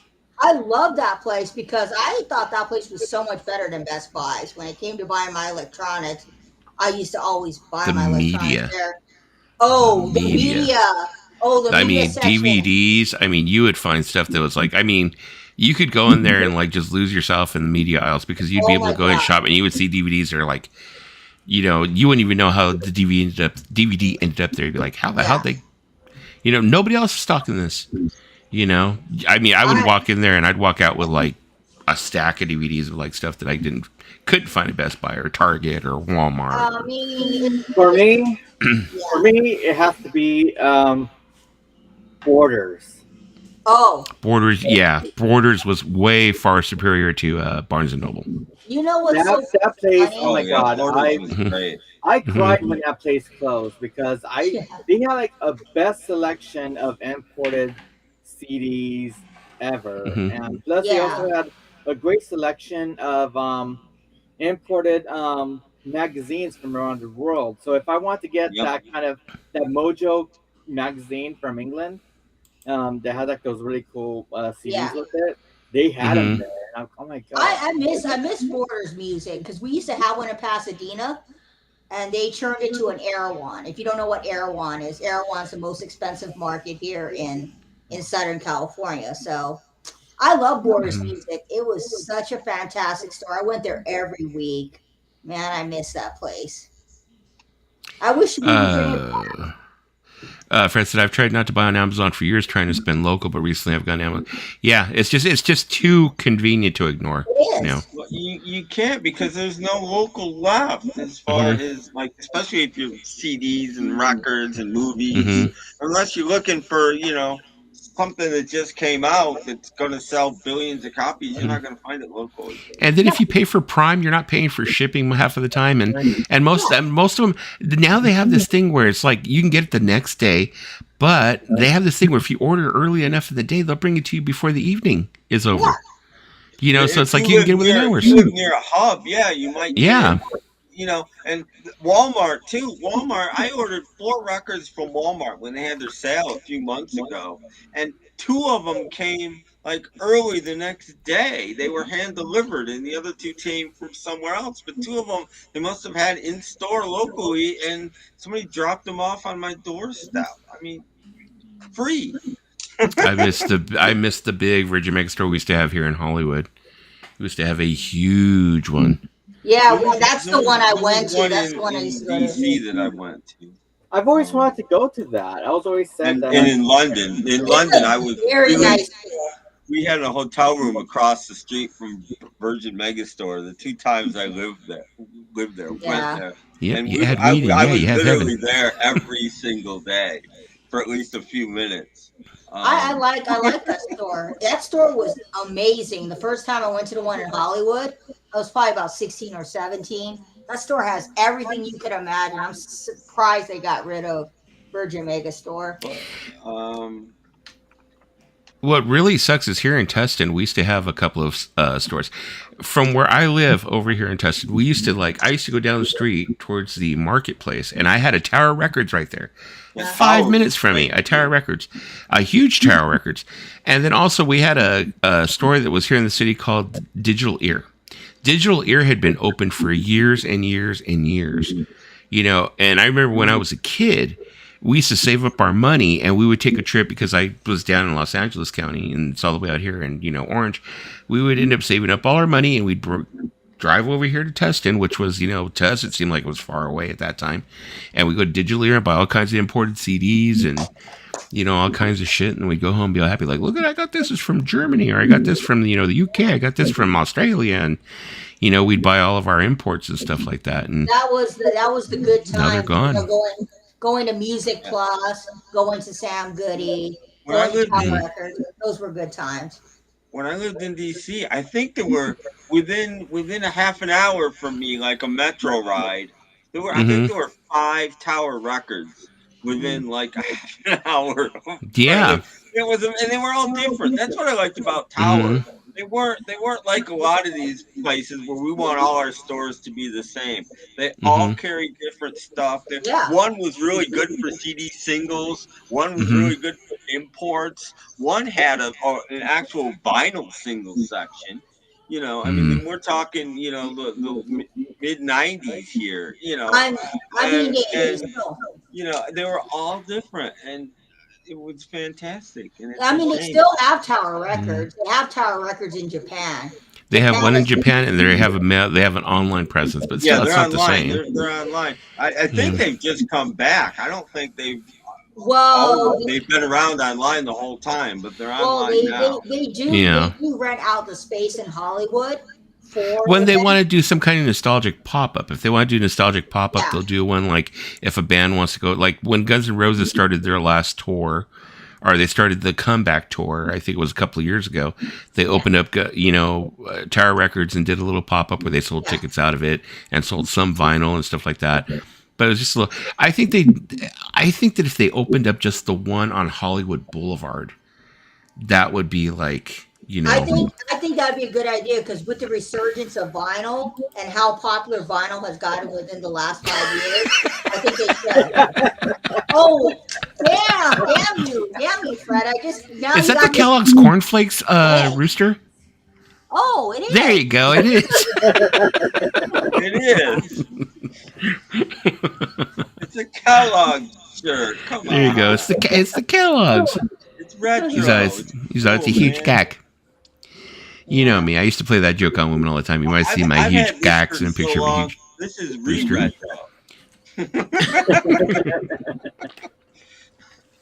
That was the ongoing joke. When I see my huge cocks, send a chick a picture of a big rooster.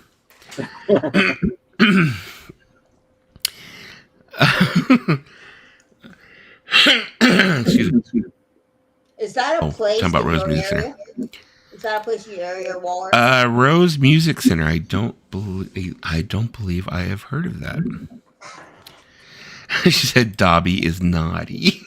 I mean, because if I think about places we had out here, we had Music Plus, we had the Warehouse, we had He's all, Tower cool. I'm just Records, kidding. we We had Sam Goody.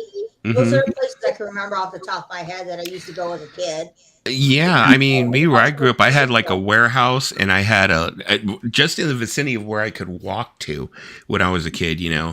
It was like I could walk to the warehouse, and right next to the warehouse, I had a Circuit City, and then I could walk a little bit further. There was Licorice yeah. Pizza, and then around the corner from Licorice Pizza, I had a Music Plus. It's like I had them all right there. It's like if I couldn't get an album in one place, I had like all these options to go run and buy it. Yeah, Because- places. hmm In the 90s in DC, there was lots of places to buy CDs and new, but like as far as like a used record store or something, that was hard to come by. There was one or two, but they weren't plentiful even at that point in time. No, there was not a lot in the. I remember going to Circuit City and Good Guys. Oh, They used to okay. line up for tickets. Back Okay, he when- said, I know where Huber Heights is. Huber Heights Uh-huh. is the largest community of brick houses in America. Oh, a lot. I'm not kidding. did not know that. It said Walrus. That's outside of my bubble. Oh, Because I lived in Dayton, Ohio for like 10 years. So yeah, Oh. Huber Heights is. Isn't Brother Brian from Ohio also? He's in Ohio, I think, also. yeah, he lives in Dayton. I've been watching a lot of his videos recently, and I mean, He's You got know, when kids set up. when I first started with the hanging out with along the VC or whatever, I made alliances with people I should not have freaking really, made alliances with. But now that I listen to Brother Brian and I hear him talk, it's like he makes a whole lot of freaking sense. Everything he says makes sense to me. I'm kind of like, Wow. it's true. Wow. I mean, a lot of it You does. must live in a brick house. No. Maybe. It's the Yeah. same thing. It's just Yeah, house maybe. brick. You must live in a brick house if you live Yeah. in Huber Heights. No. I mean, I kid you not. One time, Brother Brian, I swear to God, Uh-huh. I think I was on a stream. He's playing Sam Smith, and I was like, Brother Brian, what do you know about Sam Smith? He's very eclectic. It's like, he doesn't like put himself in any kind of like, I was like pretty impressed. box. I was pretty impressed because the VC doesn't really talk about Sam Smith. So to hear it on our Brother What Brian, is that? Let me see. Hold that up there again. Are you about to do some LSD or something? Is that a So- face? Right here, Uh-huh. right here on this piece of paper, it says Rock and Roll Shop. Ooh, Oh, Now, okay. What this is, it was my dad's price gun from when he had his record store here. It was like the first record store here in the desert. Uh-huh. So I was able to unearth this the other day, and I was like, wow, because he had like a shop here, and it Uh-huh. was like the best shop here in the desert that you could get like imports and rare Beatles memorabilia at. Oh. And stuff. So cool. this belongs to my dad. So I was happy to find it the other day. Whoa, shit! I better be careful. And it still has like all the price tags inside of it. That's cool. So how long did your dad work at that store for? All the way until it closed down in '82. Wow. By that time, he went to work at this other place called the Record Alley. Hey, Dale, how you doing? Cool. Hey, Dale. I saw Speaking your video. speaking of someone who has a lot of doubles, that I'm doing the same thing that Vinyl Dale is doing, because Yeah. Vinyl Dale was showing that in one of his videos he had a bag full of CDs that were all doubles. Freaking amazing stuff in there too. And I was like, I'm doing the same thing. It's like I end up buying stuff and I totally forget and I buy it again, and then like the other day when I was going through all of my CDs. I was like finding all these doubles of all these like good albums. I was like going, damn, I didn't even, so I'm making a stack of them and stuff. And I think I'm going to VCLT them probably out at some time or whatever, I'm still trying to keep on I'm still on the hunt for Bruce Hornsby. That's just the way You know it that. is. When I die in the grave, you guys are gonna have all my stones. She bought Amanda's Make sure photos. it's the bonus disc version. Yeah. Oh my God, it's never gonna die down because it's just never gonna. Well, I mean, you had a really big winner there, Lisa. I mean, I didn't check the CD. I was so confident. I went up to the cash register. for those who are joining this chat a little bit late, that was like a joke that we had. You don't have the disc ready, do you? Do you have it there where people can look at it? No, I will Okay. look for it. Okay, well, okay, so then we don't need to make you big. But No, anyways, I what was ended up happening confident. I was was very Lisa went to Goodwill, and she made the worst mistake that you could make when you go to Goodwill. She was picking up all kinds of discs and not looking inside to see if the discs are there. So she picked up a Bruce Hornsby in the range and thought that she was like, styling, profiling. She picked up a Bruce Hornsby, opens it up, and what was inside? Amanda's prom photos. A CDR of Amanda's prom photos and pictures. And it was her vacation with her family too. I'm And sorry, her but that's family. better than Bruce Hornsby. Yeah. And I bought it at a Pasadena Goodwill. You know, the people in Pasadena got money.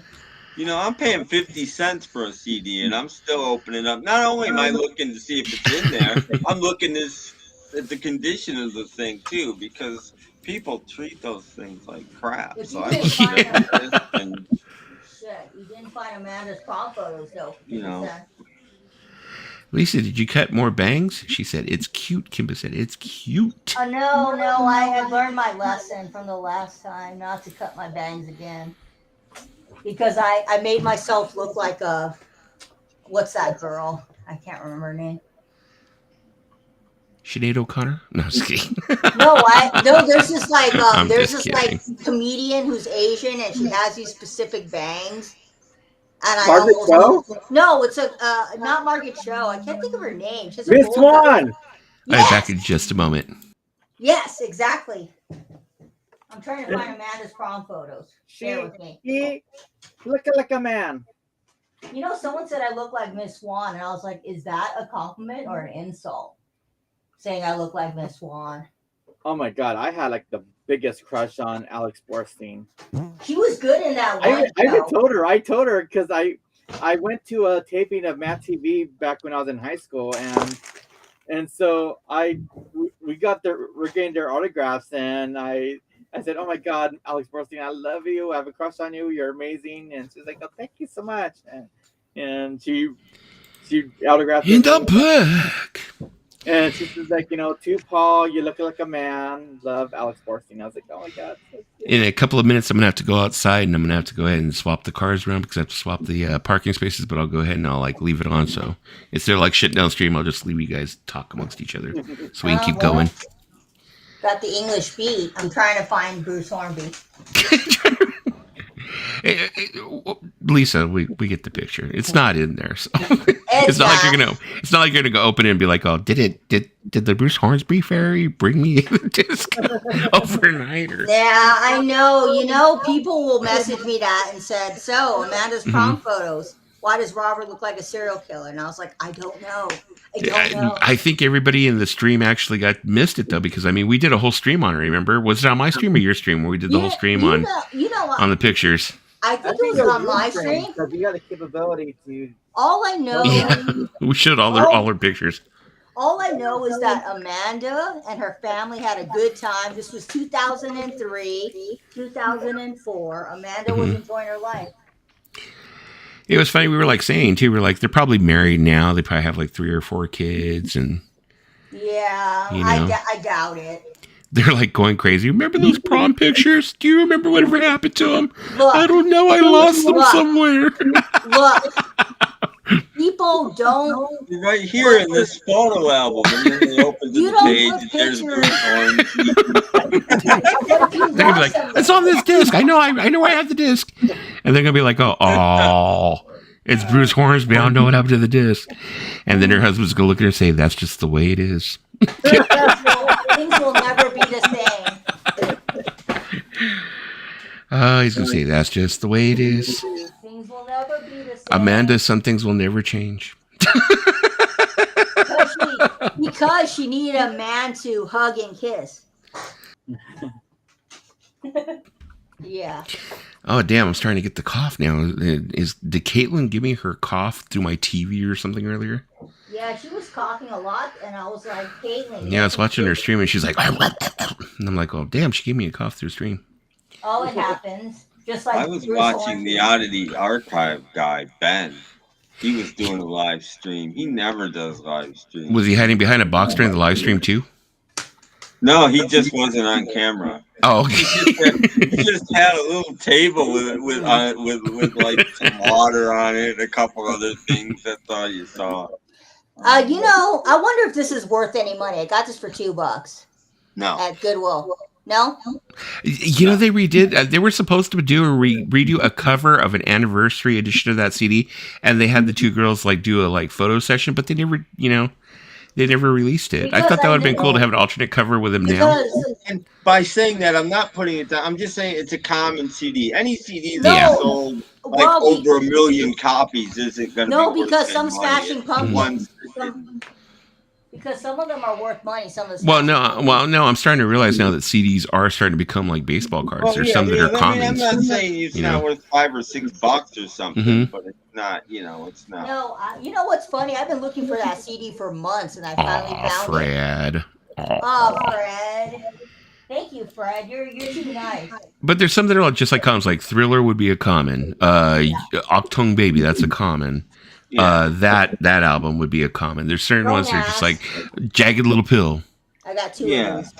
Yeah. Well, Lisa, why don't you send me one of those? Because I don't have one of those. Well, one of them doesn't have the CD. The other one does.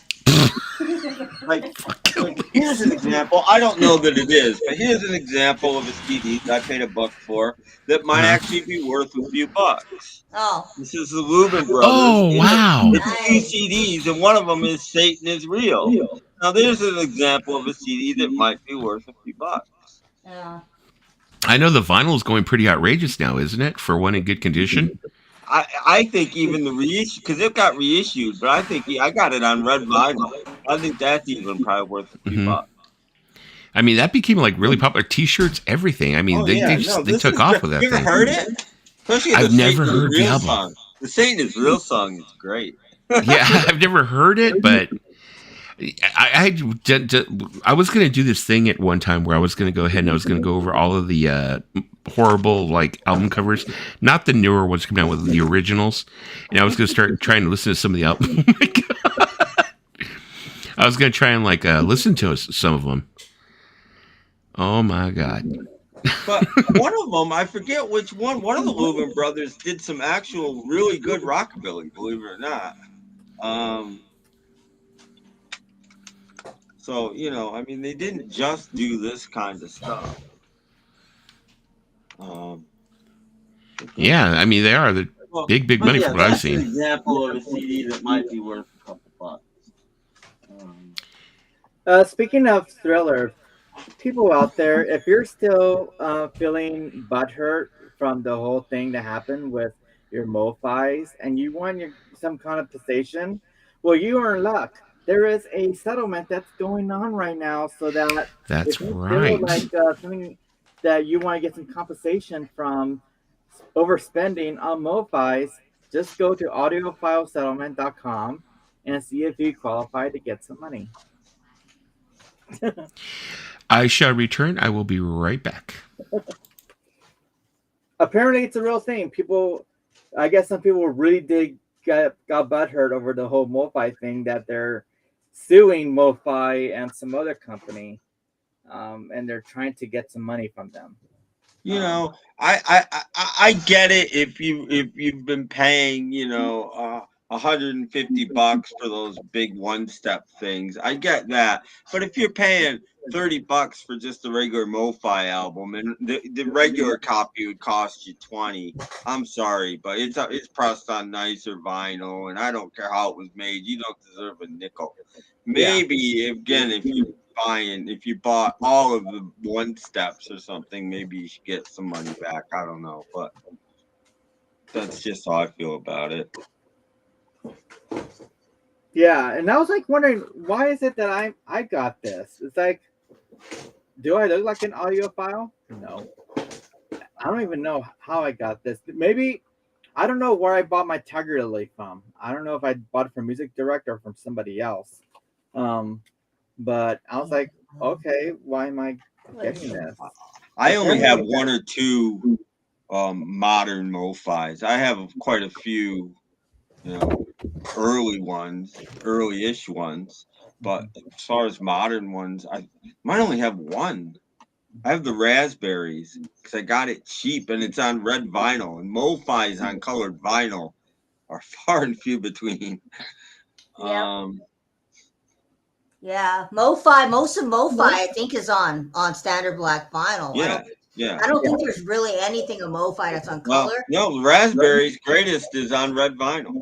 That's Have it. it's a MoFi release. Yeah, yeah. Huh. Because like I've seen so many MoFi unboxings, and most of the stuff that you get from MoFi is of standard black pressing. They might have done one or two more. They didn't do very many though. No. I mean, there was one time I came across a MoFi that was cheap, and I should have bought it, but I just wanted to, have a MoFi for the sake of having a MoFi. I have a few. I don't have that many. Yeah. But I have a few. Well, I had the Beatles. I have all the Beatles except for Yellow Submarine. So I guess I do have a few MoFis just because of that. So they have not redone the Beatles catalog in recent years, right? On MoFi.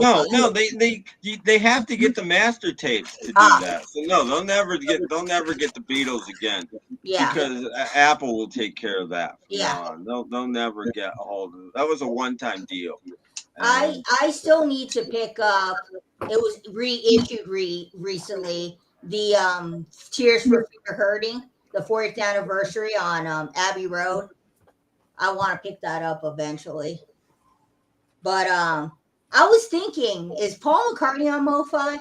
Is like any of his stuff ever been? Yeah, Band on the Run, I think they did on MoFi. I don't know what other ones. I don't think very many, but I think Band on the Run might have got a MoFi. Yeah. If it didn't get a MoFi, it got a super disc. It might have got both though. Because I was looking at MoFi because one of my friends had got some MoFi for his birthday recently. He got the what MoFi did he get? I think he got the Steely Dan MoFis. But they've been outdone since. Those half-speed masters that they're doing now probably sound way better than the MoFi sounded. Well, because there's a half-speed master for Tears for Fear that I'm eventually going to be up. I mean, the MoFis have been outdone. I think Imagine was on MoFi. I mean, do you have any other Beatle titles? Do you have the half-speed master, Paulina, of Graham that he did, or do you have it, Tim? Because I know they did a half-speed master of Graham. The only one I have is Wildlife because I won it. Hunyadi had that contest. I don't know, 6 months ago or something like that, and he gave away. We gave away McCartney and Wildlife, and I think Wildlife was half-speed master, and maybe McCartney was the colored vinyl. I can't remember. I won the contest. I mean, I like 80s McCartney. I like 80s and I like 70s McCartney. There was a time when I actually went and listened to all of his discography. Why? Because I did. I went and listened to everything Paul McCartney played and did solo-wise. And I came to the conclusion that Chaos and Creation is not that bad of an album. No, it's a great album. It's in my top 5. It's a great album. Are you talking about Richard just talked you into it being horrible, but it's not. Oh. Is this the greatest hits that you have, Tim? Probably. Is it on red vinyl? Is it MoFi? Yeah, it's not MoFi. Yeah, that's what I have. Yep. It's Friday music. Huh. I have it on MoFi. Oh, no, that's not the one I have. I have the original, 1975 or 76 greatest hits. You know what I mean? Because it would say MoFi across. I can get it. Because I'm thinking if it's MoFi, it would say Mobile Fidelity Mastering on the thing. They said on no, this is put out by Friday Music. Oh, I have some Friday Music stuff. Like a lot of the Monkeys releases. Friday Music did a lot of the Monkeys releases for Record Store Day. People put them down, but I actually like how they sound. Yeah, people do actually put down Friday Music, but you know what? My Monkeys release that I got from them sounds great. So I don't know. It's a matter of opinion. Oh, that one. Oh, yeah. I've seen that. The I've seen that one that got released in 75 or 76, whenever it was. Oh. It's a gatefold. Yours has a cool gatefold. The original wasn't a gatefold. And then you've got, your typical MoFi. Cardboard insert thingy. Hey, and JJ. Then you pull it out, and It's on red vinyl. That's a Oh, really that's nice beautiful. color. It looks like a mix of red and black. Yeah, it's like a raspberry. Yeah. You know, it's red with black streaks, like a raspberry. I mean, you know, there was a That's really time. cool. I like And that. it sounds great. It's Yeah. the best I've ever heard. The raspberry sound is on this I mean, record. if you think about it, there was a time when I was trying so badly to get those I'm no color big, and variants. I got this. It's CD now for probably like 70% off or something like this at some point. I guarantee I didn't pay more than $15 for it. I might have Yeah. paid less than 10. I mean, you know, Nice.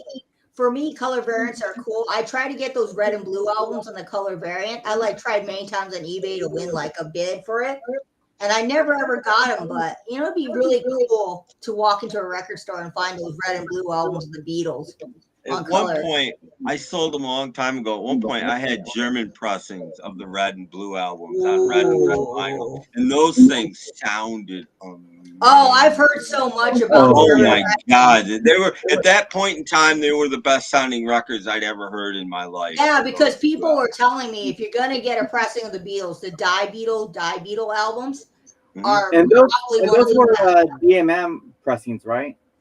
I think they were, yeah. But from what I've heard, maybe even better are the ones they did not that long ago because they're analog and they Yeah. did. I have them. I've never opened them. Mine are still sealed, so I haven't heard them. I haven't ever gotten an excuse to open them, and since Yeah. they're out of print now, I may never open them Yeah. because Because they're you going don't for want- some money now. You don't want to lose the resale value. They're interesting because, for instance, take the track "I Feel Fine." Mhm. It has that whisper at the beginning, Yeah. and then it kicks on. I was like, Yeah. I never had like a record that had Yeah. that I whisper. think on the it. German one had that too. There's Yeah. always anomalies. That's why I like imports on Yeah. big That's why- records. There's That's why always those new blue and red albums, they're from German masters. So Oh, it then they, wasn't they probably did. They sound, but I've heard they sound great. Again, mine are sealed. I bought them at a record show. I probably paid 30 to 35 a piece for them, which was a lot at the time, actually. Yeah. I might have to look into those. I might have to Before look into records skyrocketed, and I bought them both, and I've never opened them.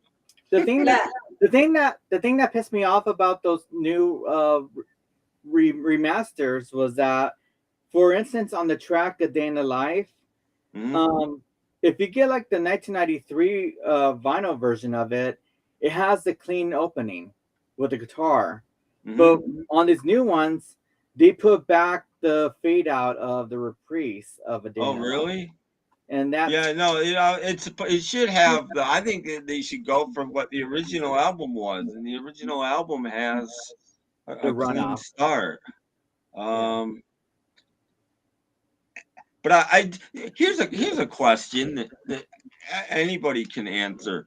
Do you think if something gets reissued and they made a mistake in, say, the liner notes or Yeah. something like that, do you think they should fix it or do you think they should leave it because that's the way it was? Hmm. Well, If isn't it? If it's Yeah. liner notes, I wouldn't worry about it. All Yeah. depends on if the mistake is in the music itself. Yeah. then- The Possibly. one that comes to mind, and I don't actually know because this did get reissued in a different form a few years later, and I don't remember if they fixed it or not. But on the Beatles' Rock and Roll Music album, they said they listed "Get Back." They took it from the U.S. single, and it's the album version. I mean, the liner notes. I don't know if I forget if on the when they separated it into two records if it still says that or if it doesn't. I don't know. I mean, I don't think But the that's liner a pretty notes would big bother. mistake to make. I don't know. The liner notes wouldn't bother me as much as if the record was pressed kind of like shitty, or they made a mistake with the pressing, like putting a track that doesn't belong on side A or side B. Then yeah, I would probably redo the album. Speaking And I'm back. Yeah. crappy. No. I've been making these CDs of I can call them DIY.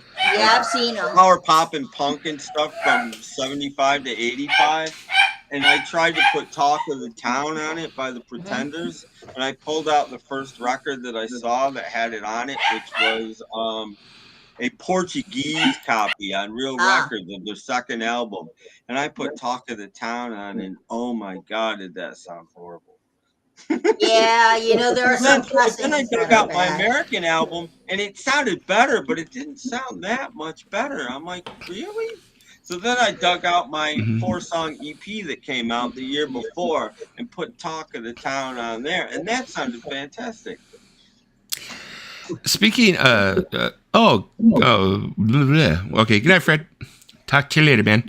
Now, as far as like pressings go and stuff like that, I had always heard that German pressings were supposed to be really, really, really good. Yeah. For the most part, they are. If they can get the master. Sometimes they can't get the master, and they're not that good. Like, everybody touts Magical Mystery Tour, the Horror one, right? And it's amazing, and that is what you want. But there was a version before the Horror one that you absolutely don't want. It's worse than the American one. You don't want that. You want the Horror one or after. So you're talking in 1970. You don't want an OG German copy of Magical Mystery Tour. You don't want an OG copy? Oh, good night. Dobbs is going 90 bites. Yeah. Has to go to work tomorrow. But yeah, what do you call it? Yeah, because I'd always heard that if you end up getting like a pressing that like where they say, what is it, Gemma, Gema? That's a German pressing, and those are usually the best pressing you get. Now I have a couple of Depeche Modes that I got that were German, and they are DMM, direct metal mastering. Yeah. Now those are some of the best pressings. I have like one of Some Great Reward. I think I have one of like Construction Time Again. I only have a couple of them, I would love to be able to see if the whole catalog was done that way. Yeah. Because those direct metal masterings sound fucking beautiful. I have a Russian copy of A Hard Day's Night that's direct metal mastered. And Lord knows what they're using for a source, but this thing sounds really good. And it's a Russian copy.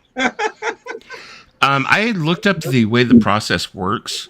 It is a pretty involved process and stuff like that, but it's like, I think don't quote me on it. I think it's like they end up making like a new father or a new mother or something of that sort for like every so many copies or something like that. That's the reason why they sound so good or something of that sort. And I guess something like the way that they make the master or something. I forgot exactly how it works. I'm pretty sure I can look it up. When you make a record, you make a plate, and then you make a stamper, right? And you do a direct metal master, you skip the stamper part. They make the records directly off the plate, and it doesn't wear out. It's not that they make more; it doesn't wear out. It's not aluminum. It's not a soft material. So they're skipping a step. That's why it's direct. It's a metal master, and it's direct. They're skipping the whole. They make a plate, and so they're skipping that whole process together. So it's basically like getting stamping it directly from the master. Oh, that's correct. Okay, so that must be the reason why they sound so good then. Yeah. I'll have to look into them. So in other words, normally on a normal record, you make a negative, right? And then you turn that negative into a positive, and that's what you use to make negatives. For direct metal mastering, you're making a positive, and they're just stamping it with that. Okay. So that's how they do it. Now, now it's like me. I don't really, I like having good sounding records, of course. There's been a couple of like records I've listened to where I'm like, that sounds outstanding, but I just don't go with the whole like, the new VC thing where it's like, they're not really like concentrating so much on the album itself, but like the sound quality of it. It's like you never hear them. It's like you never hear them say like, "Oh, this was a great album." I like the way they, they used a 4/4 beater here, or they did this, and the way they like, the guitar playing on it was like this, and the way they use these chords in this fashion, and they don't say anything like that anymore. Now it's like, oh, the highs were crisp and the lows were booming, and it's like all about the sound. And the quality of the vinyl. It's like nothing about like the music. Files, and that's why they're concerned with the rockabilly, 60s garage. I don't want those to sound good. They'd be horrible if they sounded good. I want it to sound grungy and dirty, and the thing that was amazing. Remember the Mummies? Oh my God! It sounds like it was recorded like sounds like they put a mic on the floor and they're playing 2 floors below you. Oh, the You know what I mean? mummies. But that's Yeah. what it's supposed to sound like, you know? Yeah, I've heard of the mummies. Enough. I've heard of the mummies. Like the week that he died, Gordon Lightfoot, I think I had gone to like this mom and pop like thrift store, and I had found a copy of his first album, which people had told me that they think that that's the one that's worth money because there's nothing written on the front. Ah. It's just a picture of him in the window. Yeah. Because they said the later copies actually had like the title and his name on the front. Yeah. Well, this didn't have Yeah. anything on I the front. have a or whatever. later copy. Have you seen So, Jeff Flip's latest video, Dusty? Not to interrupt you, but it's related to this story. He bought. Uh-huh. Well, Candace found it. She found this guy's selling. They call them reels. They're Uh-huh. reel to reels, you idiot. They found a box of vintage reel to reels. There's probably 75 of them, Mhm. and they got it for $50. Oh my god! I bet you. And they're like, oh look, there's a Gordon Lightfoot one. I think I've heard. Well, Lonnie heard of him. Lonnie knew he did Edmund Fitzgerald. No idea he just died or anything. Listed it. He sold the Gordon Lightfoot for $60. He's already paid for his box of reel to reels. Really? I mean, I had always been told, because I was going to go into reel to reel for a while there, and I had been told that reel to reel was one of the most fiddly formats and one of the most expensive formats that you Yeah. get It into. is. It is. And I'll tell you, the thing about reel to reel is you'll get really nice sound, but you will get hiss, and you won't get a lot of bass out of it. Everything will be, you get a lot of really crisp highs. But I mean, like, I used to, he's gone now, but I used to listen to a podcast called An Evening at the Buddy's Lounge. Once in a while, I put on a reel to reel. And I could always tell when the reel to reel came on, I knew it was a reel to reel. It sounded great, but the bass was a little bit lacking, and it just, the frequency went up. It's like when I bought that Gordon Lightfoot record, I brought it home and I did a slight cleaning on it, or whatever, and I went ahead and I threw it on my turntable and played it. And I mean, a lot of cracks and pops and clicks. I mean, I have to clean it properly, most definitely. But the sound that was coming through, I mean, it sounded fucking beautiful. So however they pressed it, I mean, however they pressed it, whoever mastered it beautifully, because it sounded beautiful. Old records always. I got a Pipeline, the Shanty's Pipeline album a couple weeks ago for 49 cents at the Salvation Army, and it wasn't in good shape. And I cleaned it. It needs a couple more cleanings probably. And I snap, crackle, pop all the way through constantly. But through that snap, crackle, pop, I couldn't believe how good it sounded. Yeah, that's what I was saying about this record. It was like absolutely amazingly good. I don't even mind it because it just sounds so good. Yeah. I mean, I don't have the most amazing system out here. I have a Fluence RT85 with a Browns cartridge, and I'm not running anything outrageous here. But even just on my system, I mean, the soundstage just like opened up on that record. I was like, wow, with all the snap, crackle, and pop still in place. And I was kind of like, I mean, that stuff doesn't bother me. Yeah. See what Vinyl Strandy said here. He said it's like hip hop makes nothing good when Dr. Dre is an amazing producer. Kendrick Lamar, I think he is like one of the most underrated, hip hop artists that are out there today. I mean, if anyone's really listened to his albums, his, discography, I mean, it's not for everyone, of course. I don't expect everybody to be into it, but yeah, I have all his albums on vinyl. I love that guy. Kendrick is great. I also like Tyler the Creator. I like that album that I can't remember the name of the album that he did. Igor, yeah. Igor is great. There's good stuff in modern hip hop. But you not that little Playboy Cardi. Let's forget him or Playboy. I just can't, and it's nothing again. To me, what happened was, when disco came out, everybody was worried that disco was going to kill rock and roll, and I'm like, no, it's going to kill soul and R&B, and in my opinion, it did. And it hasn't been good to me since. Well, I grew up with slow jams, okay? I grew up with the Ushers, the 112, the SWBs. See, all that stuff to me is just the offspring of disco, and I didn't like it at all. Well, disco is just one of those kind of things that I'm like, It I was like what? R&B. R&B was like garage rock in a way. You know, Yeah. it was down and dirty Mhm. and soulful and Yeah. grungy and and Yeah, you know, disco just I spit mean, polished we had everything. some good And R&B and stuff. R&B has been spit polished ever since, and that includes everything else that goes I mean, along with it. if you And think about I it, don't want take the yeah. sheen off. I don't You know. know. There's some good R&B nowadays. We got Leon Bridges. I think he's pretty good. It's all too. I'm Um, too smooth, man. It's like to me, it all sounds like smooth jazz, and I don't like well, that yeah, that either. is I true. mean, I mean, that is very true. You don't have Sly and the Family Stone. You don't have the no, that's the Commodores. kind of stuff I'm talking about. When Yeah. Aretha's yelling at you about the house that Jack built, and stuff like that. That's to me, I mean, amazing. And I always then thought the Sly and the Family Stone were like more funk, weren't they? No. well, yeah, they're yeah, kind of they did some funk. solo, but they were still Hmm. down and dirty. You know what I mean? They Yeah, weren't yeah, Yeah. definitely. clean. I could put them Their on. Yeah. sound was a little bit distorted, and then Funkadelic. and then along comes, and I like him, but along comes Barry White, and I think Barry White did a lot to change the face of soul. Look, let's be honest Unfortunately, here. I like As him, much as I've but loved I think his and been influence loved. went far and wide. Let's be And honest. suddenly there's strings in it. There was never strings in soul. Yeah, but if you think Mhm. No about it, Tim, strings in a lot of respect. babies, And a lot of suddenly babies there's made to Barry strings White. in it and all this stuff, and it's like. I like me some Barry White, okay? I Barry said I White. like him. I like him, but his influence sort of. Barry White had a whole orchestra. Yeah, no. The Love Unlimited Orchestra was Yeah. Barry White too. He had a whole orchestra. My dad played alongside that orchestra. Ooh. Really? And I just think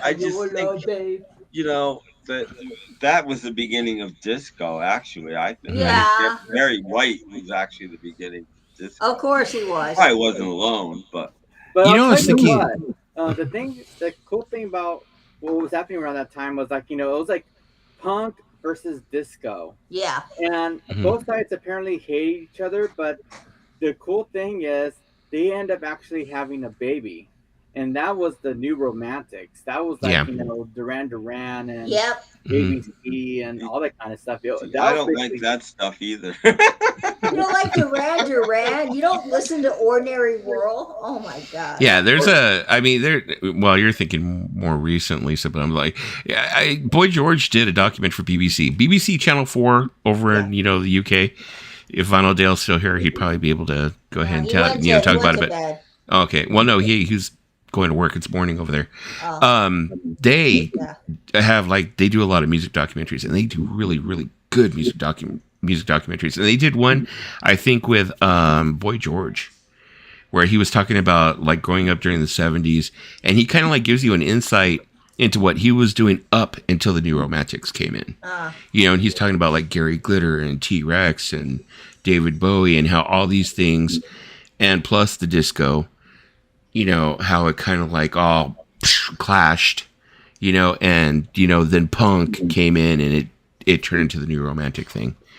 How it spawned the New Romantics, Spandau It all melds though. People say it clash, but I think there's a direct line between glam and disco. Mm-hmm. I really do. Yeah. I mean, you listen to Gary Glitter, and I don't think you're that far off of disco. No. And even the costumes and stuff, you know what I mean? You're just the not platforms that and. far. I mean, I think Barry White was probably a huge Gary Glitter fan. That's just a guess. I think he stole his wardrobe. I think so. Well, I think stole the the best, strings. Gary Glitter was one of the few people using strings. Baby blue suits and a perm, Glam, baby. you Baby know, blue and- suits and a perm. Well, I think the band that really but, you know. that really defined that was Roxy Music, because they went from being a glam band to Yeah. mixing both punk and disco together Yeah. with the Manifesto album. Then that album blossomed the New Romantics movement with Mhm. Avalon, and that was Avalon and Flesh and Blood was sort of the shit. What's the word I'm looking for? It was more the diagram of for all other bands to be this is the new sound. So then Mhm. ABC was going with that sound. Human League was going with that. Level 42, Talk, Duran Mhm. Duran. You know, Snee's so favorite vocalist, Spandau Ballet. Oh, Oh, Tony Hadley. I think that's Snee's like second or third favorite vocalist. Tony Hadley had an amazing voice. he did. I mean, I've seen it more recently. I've seen Tony Hadley, and of course, he's not doing the whole thing with Spandau Ballet now. It's like Tony Hadley of Spandau Ballet, backed up by like other people or whatever. But he still somewhat has the voice. I mean, it's not probably as great as it used to be, but I mean, when you age, of course, Yeah. yeah. your voice I is going like to that give. he's doing that though. That's honest. I hate these Mhm. people that go out there as like I think right now David Clayton Thomas is out on tour as Blood, Sweat, and Tears. A, there's Mhm. no way he can still sing like that. And No. B, I guarantee there's not one blood, sweat, or tear in that band. Mhm. No. Like Flux Eagles. Yeah, they do the same thing. I mean, they do the same thing. It's just the lead singer, and then it's Yeah. backed by a group of like all kinds of other people. Yeah. I think Human League ABC has the same two thing. of them, I think. Maybe they have. I think there's only Uh-huh. two. No, Human League, they've got the three. Human Oh, is League there has three? Philip Oakey, and the two chicks. I forgot what the chicks' names are. They have all three of them. They're Okay, backed up by younger I saw a musicians video now. and it But always showed one woman. The video that I Mhm. saw. I was like, yeah, I mean, he's got both of the women, and that's close enough to the human. That's Mhm. Yeah. fine. That's close. You don't have to be a full compliment, but you No. shouldn't just be one guy. I Like when think, I saw Herman's Hermits, and it was the lead guitar player. It wasn't Mhm. even Peter Noon. I mean, No. this isn't I Hermits. think Martin Fry does the same thing too. I think Martin Fry from ABC. I think he comes out too as Martin Fry, formerly of ABC. I think. Well, that's fine. no, Same thing. He goes out as ABC. Oh, he does go out as ABC. Well, Okay, I thought that. that's not necessarily fine. If you even got the lead, if it's you and maybe the lead guitarist and the guy that wrote all the Uh-huh. songs with you or something, that's okay with me. But if you go out without any of that, Mhm. and that's It's not like on really that the band. package tour in the '80s I saw with Herman's Hermits, which was a Herman's Mhm. Hermits, and the Grassroots, which was just Rob Grill, who couldn't even possibly keep up with the band. Mhm. But Gary Puckett, as much as I thought he was a complete idiot and I really despised him, he just came out in leather pants and like a wife beater T-shirt, and I'm like, God. Is he goes to a And a midlife mullet, crisis. but at least he came out as Gary Puckett. He didn't come Yeah. out as Gary Puckett in the Union Gap. He just came out as Mhm. Yeah, I hate when a band At does least- that. At least he's being honest, I mean, like, Yeah. what's the point? What's the point of coming out if you just have one original member coming out as the original band? Like I said, Herman's Hermits wasn't even Peter Noon. They had some other guy What they singing. didn't? They didn't have Peter Noon. How could you? No, it wasn't even Peter Noon. It was some guy singing with the lead guitarist. That is Lisa's an just outrage. Lisa's Yeah, just waiting for that I'm- Mickey I'm a Dolenz Herman Monkeys Hermit tour. That's fan. what she's waiting for. No. That He's dude's coming lead here. guitar He's riffs were coming here. amazing in Herman's Hermits. He's coming to the. Well, hopefully, if Mickey Dolenz is coming, Mickey Dolenz does this thing where he's like, "Oh, Mickey Dolenz doing the music of the Monkeys" or something like that. No, that's he what is it No, actually. that's fine. Yeah. No, Mhm. no, he's Fine, doing you the. know, He's there's doing the nothing wrong whole. with that. Or even call it like Memories of the Monkeys or some shit like that. You know what? Just don't call yourself the Monkeys. No, No, he's doing. even Yeah. if you said, even if they call, even if it's like, you can't do the new Monkeys, but No. even if you come out and whatever the guy's name is, and the new ABC is, that's fine as long as you let Yeah, people I know mean, that he's it's not not trying to a do that. band, He's- then you're okay. Well, I think it's a more strategic kind of thing to go out there as the name of the band that you were, because if, Uh huh. for instance, take Tears for Fears, for instance. Yeah. hmm One of their biggest hits was "Break It Down Again," and that was with Roland. Yeah, Roland Orzabal only. Yeah. Yeah. Yeah. And so, if that just would have been released as Roland Orzabal, it hmm would Well, have been that's okay. The other it would have guy been either left, a one-hit wonder, and he song, had or the it probably name. would not have gone the kind of promotion that if it would have gone. If it That's was okay with me because they were sort of still a band. The other guy left, so okay. Well, Mhm. I'm still gonna go out as that's okay with Yeah. me. But I'm talking Mhm. about if you do it 20 years later, Yeah. And he could even go out and be Tears for Fears now, as far as I'm concerned, because he was Tears for Fears once. Yeah. Now, if the other guy came out and is Tears for Fears, I'd be like, no. No, you just can't. You can't come back after You know, 20 if years. you set a precedent while you're still a group, then Yeah. then that's a different thing to me, and that's okay. Well, that's the thing with Martin Fry is like he even after Mark White left, he continued as ABC. I don't think he's ever done a tour where he went out as Martin Fry of ABC. Well, He's always that's stuck with the sort ABC. of okay then. You know what I mean? If your whole band leaves you and you still use the name, I think that's okay, especially if you've done it for a while. Okay, Yeah. whatever. You Yeah. know that. You know, like one of the things about Tears for Fears, I have the album Elemental, and I think Elemental is a very, very good album. It's a good album. And that was without Kurt, you know, so it's like, in a way, Elemental kind of shows you who's like the main driving force behind Tears for Fears. Roland. You know, that it is Roland. Yeah. You know, Roland the Tipping always- Point, fucking awesome album, definitely. But it sounds very Roland. If you hear Elemental, Yeah. yeah.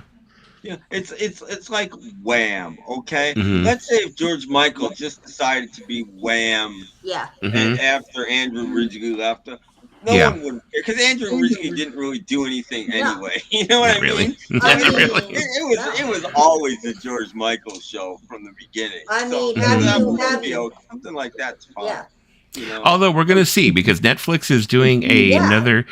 They just came out with a documentary not too long ago about George Michael, where they went through his whole life, but now they're doing another one on Wham, which I think is going to be coming out in July, the beginning of July. Yes.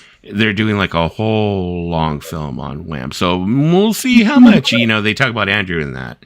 You know, because How I do think you do a Andrew's the whole- only one. They only have like one album or something. How do you? Well, do they a had whole- two. They had Make It Big and they had Fantastic. And then they had, Yeah. I'm sorry, then they had, of course, songs from the Edge of Heaven. And Yeah. Oh, see, I Um, thought they only did like one album. they had a couple. They had like about three. Wouldn't you say, Pauline, was like maybe three? Yeah. I mean, Music from the Edge of Heaven, Make It Big, which was the album, Yeah. and then Fantastic. I think Yeah, so. The Those other like three of them. day, my alarm went off, and it was actually Wake Me Up Before You Close. Oh my God. Are you kidding me? I couldn't hit that sleep button fast enough. That was your Turn it alarm? off. That fucking summer, you could not escape that song. It was Yeah. everywhere. That was Mhm. and that only came out probably, I'm guessing, like a month before Live Aid, something like that. Anyway, it was huge when Live Aid was on. I remember that. It was absolutely huge during Yeah, Live that Aid. was actually my sister's ringtone for me for a while. Wake me up before you go. It just all clicked right now. Now I just thought about it because you were talking about Live Aid, and I was thinking about Tina Turner, and then I see over here AZ Mix. I was thinking Mick Jagger, Tina Turner at Live Aid, so I brought up Tina Turner, which brings me to Cody ITC. I finally watched some of his videos. Oh, did you? Did you watch Yeah, Tina? I watched the Tina Turner one. It sounded like her. I mean, They a lot of people all try and sound debunk like him. who they're Yeah. supposed to be. And, Yeah. and she doesn't get half of it. Like, she Mhm. names 3 people, and I don't Mhm. know this, but I bet if you look that up, those are her kids. Yeah. And Yeah. Cody didn't get who she was talking about, and I'm like, I'll bet you that's her kids. So they're either doing a hell of a lot of research. I mean, a hell of a lot of research. Or there's something going on there. The way that she was talking, the way that she was like expressing things is the way Tina Turner did express things when she was alive. I've seen a lot of Tina Turner interviews, Oh. and that was the way that she talked about life. Big time. All of them. Yeah, she was of them. all, Listen- yeah, so I was like, listen to Robin Williams, listen to Bob Mhm. Saget. I just Mhm. listened to Emmett Till. Do you know who Emmett Till is? He was Yep. like that 14-year-old black kid that got oh, killed. yeah, yeah. They contacted him. Mm-hmm. And I got to tell you, whoever this was like a 14-year-old black kid. Mm-hmm. And he didn't sound like a modern 14-year-old black kid. You know what I mean? He didn't use the slang and all of that kind of stuff. Well, you know me, I'm very skeptical. I'm very skeptical. So I'm it's very like, the first thing I do skeptical is, too, yeah. but they're doing a heck of a job. And, Well, one of the first things that I did was I was trying to see, okay, I was putting Cody, ITC, and I tried to put scam, to see if Yeah. there's anybody in there trying to debunk him or anything of that sort. So that was the first thing I did was I'm like, okay, well, let me see if I can find anybody who's trying to debunk him, and I'll start from there. So that way I have it's like, right side, left side of the brain, type thing. But yeah, and I there was a couple of videos where they tried to debunk him, but they really didn't come out and say anything really that did debunk him. Yeah. So it's like, yeah, they were trying to say, oh, well, it was a lot of speculation. They were saying, well, we think that he's going ahead and he's getting voice actors from Fiverr and he's doing this, and he's doing that. And, now with AI, they can do this, they can do that. And they were saying, there's times where his system supposedly that he uses 2 pedals and they weren't even plugged in. The audio wasn't even plugged in on one, and just going on and on and on. They were trying they're nitpicking these little things, which But really didn't sell it for me. That problem with the whole AI argument is it's been doing this for a couple of years, and AI wasn't at the point a couple of years ago that it is now. No, it wasn't. No, it You wasn't. can start with that, and it's just the response. Some of the responses Mhm. are just quite, and Yeah. like I said, the one that I think freaked me out the most was Bob Saget. If you haven't watched that one, I watched the Bob Saget one. The one that kept me going was I watched a Tina Turner, and then I was kind of like, I did kind of like go, well, yeah, it sounds like her. But then I watched the one with Chester Bennington, and Chester Bennington I followed very closely because I used to watch interviews with him. I was really, the whole Linkin Park thing. So I was like, wow, that sounded like him. He was the lead singer of Linkin Park. Yeah. oh, okay. And the whole Chris Cornell thing and everything, it's supposed to be a whole thing, but they were talking to him, and he really, really talked like Chester Bennington, and I was kind of like, whoa. So that's what kept me digging. But what freaked me out was that in the Saget one was that he didn't seem to know that he was dead. And Yeah, he was kind of like, he told him, and that's just like, how do you make this up? You know what I mean? Like I said, he's got really good writers. If he's making this up, because how do you make this up that Bob Saget doesn't even know he's dead? Yeah. Okay, well that explains it, and the Robin Williams one was sad. And what was the other one I watched? I watched. He's done a lot of rappers, a lot of rappers. Yeah, I haven't watched any of them. Yeah. I don't know them. Yeah, I was just like, I wasn't too much for those, but I watched. I forgot her name too. There was a black woman that got picked up on a speeding ticket in Texas, and they Oh, Sandra Bland. supposedly hung herself in jail. Sandra but Bland. she was Sandra murdered. Bland. Yeah, Okay. that one is amazing. I haven't watched that one yet. Definitely says she was murdered. Yeah, I might watch that one and the tonight before bed, mugshot, probably. He Watch a asked her couple about more. the mugshot. Were you dead in that mugshot? And her response was just about.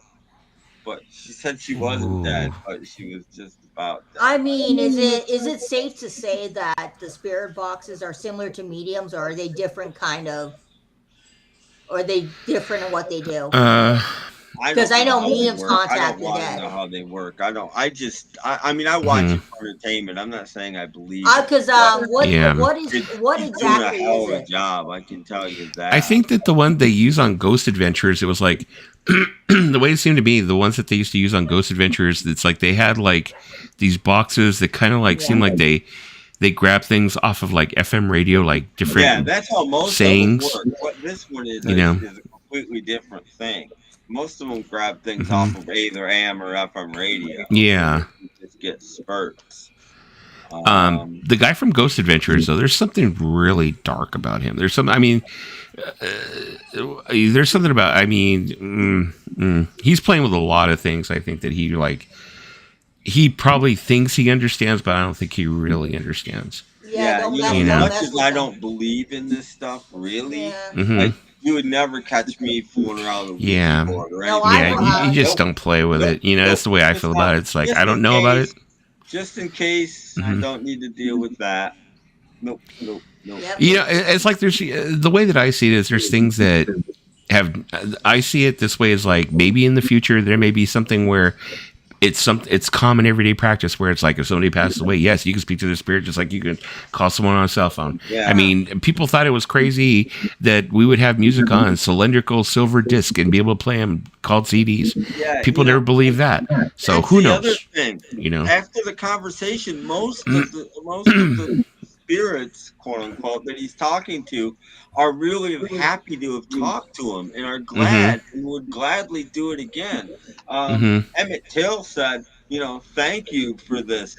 It's like I'm still alive. And somebody else said, I've been waiting to do this with someone for a long time, just to talk. Like this. I mean, it's It's very like convincing.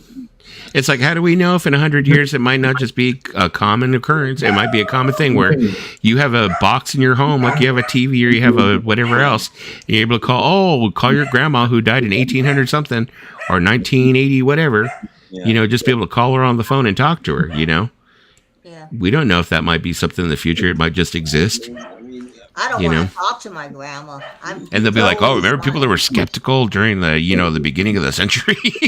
I'm not. They were I'm not. dumb, weren't they?" I'm not skeptical about ghosts. Think like cavemen. because we certainly don't know where consciousness comes from, if you Yeah. know what I mean. I mean, we don't know. I mean, has there been times where he has not actually gotten through to somebody? Oh no, all the time. He Mhm. only puts the really good ones on. I think he Yeah. probably does this every night of his life.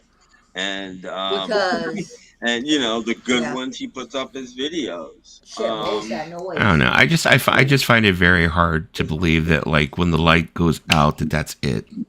Shit. Oh, that was Yeah. spooky. I just like snapped my finger. She turned her camera off at the same time. No, I thought I heard it go. And do you, Oh, my- do you ever Something watch rustling in the did you ever watch background. like It freaked me Slap out. I Hammers Thanos'd or you. Spooks? Yeah. Because they get, I can't remember if it was Slap Hammer or Spooks I was watching. I think it was an Uh-huh. older one, like yesterday or the day before. And there was this guy that was just trying to go to work. Hmm. And the ghosts would keep opening his basement door. And he's like, I really don't have time for this. And he'd shut it. and it Oh, I would saw come I open saw again. that And you'd one, actually yeah. see him. You actually saw the ghost You saw him in the shadow basement. doorway. In the basement. You saw him in the Like, basement. and the guy's just getting pissed off, and I'm like, Yeah. this isn't fake, man. This is like something he How deals could with this every guy day. It was like, possibly yeah. be faking this? Yeah. He was acting like this is something I deal with every day. This guy. I deal with this guy every day. He's like, I don't have time for this. I have to go. Mhm. And he closes the door and it swings open again. And Mhm. it's Yeah, like, I've seen the paranormal videos. it's like some of them, I don't know. And, This has been a victim. If there are ghosts, I football. believe that people see them because so many people It was a have died. traumatic It would be experience. everywhere. Yeah. The more people we have on the planet, the more ghosts there's gonna be. Yeah. And I just think that would be like that would have to be like a horrible gift, to like be able to talk to the dead, because you would think that, just like, what was it like the scene in Ghost where Whoopi Goldberg finally, she finds out that she really is clairvoyant, and just everybody's trying to talk to people through her, and she's just like, "Will you leave me alone? Can you give me a moment of peace?" That's what I would would be a figure it would have to be horrible like. It's like there'd be all these people trying to talk to you. You ever read the Odd Thomas books? It's the same kind of thing. No, I haven't. Or No. Odd Thomas, Mhm. finds out that when somebody's just passed, they found out that they can reach him and they go to him for help to like solve, this person killed me and blah blah blah, and that's what the Odd Thomas book's about. But by like the fifth one or something, all the spirits know, and he's just getting like overwhelmed with people wanting help, and he's like, I can't help everybody. I would not want to have that gift.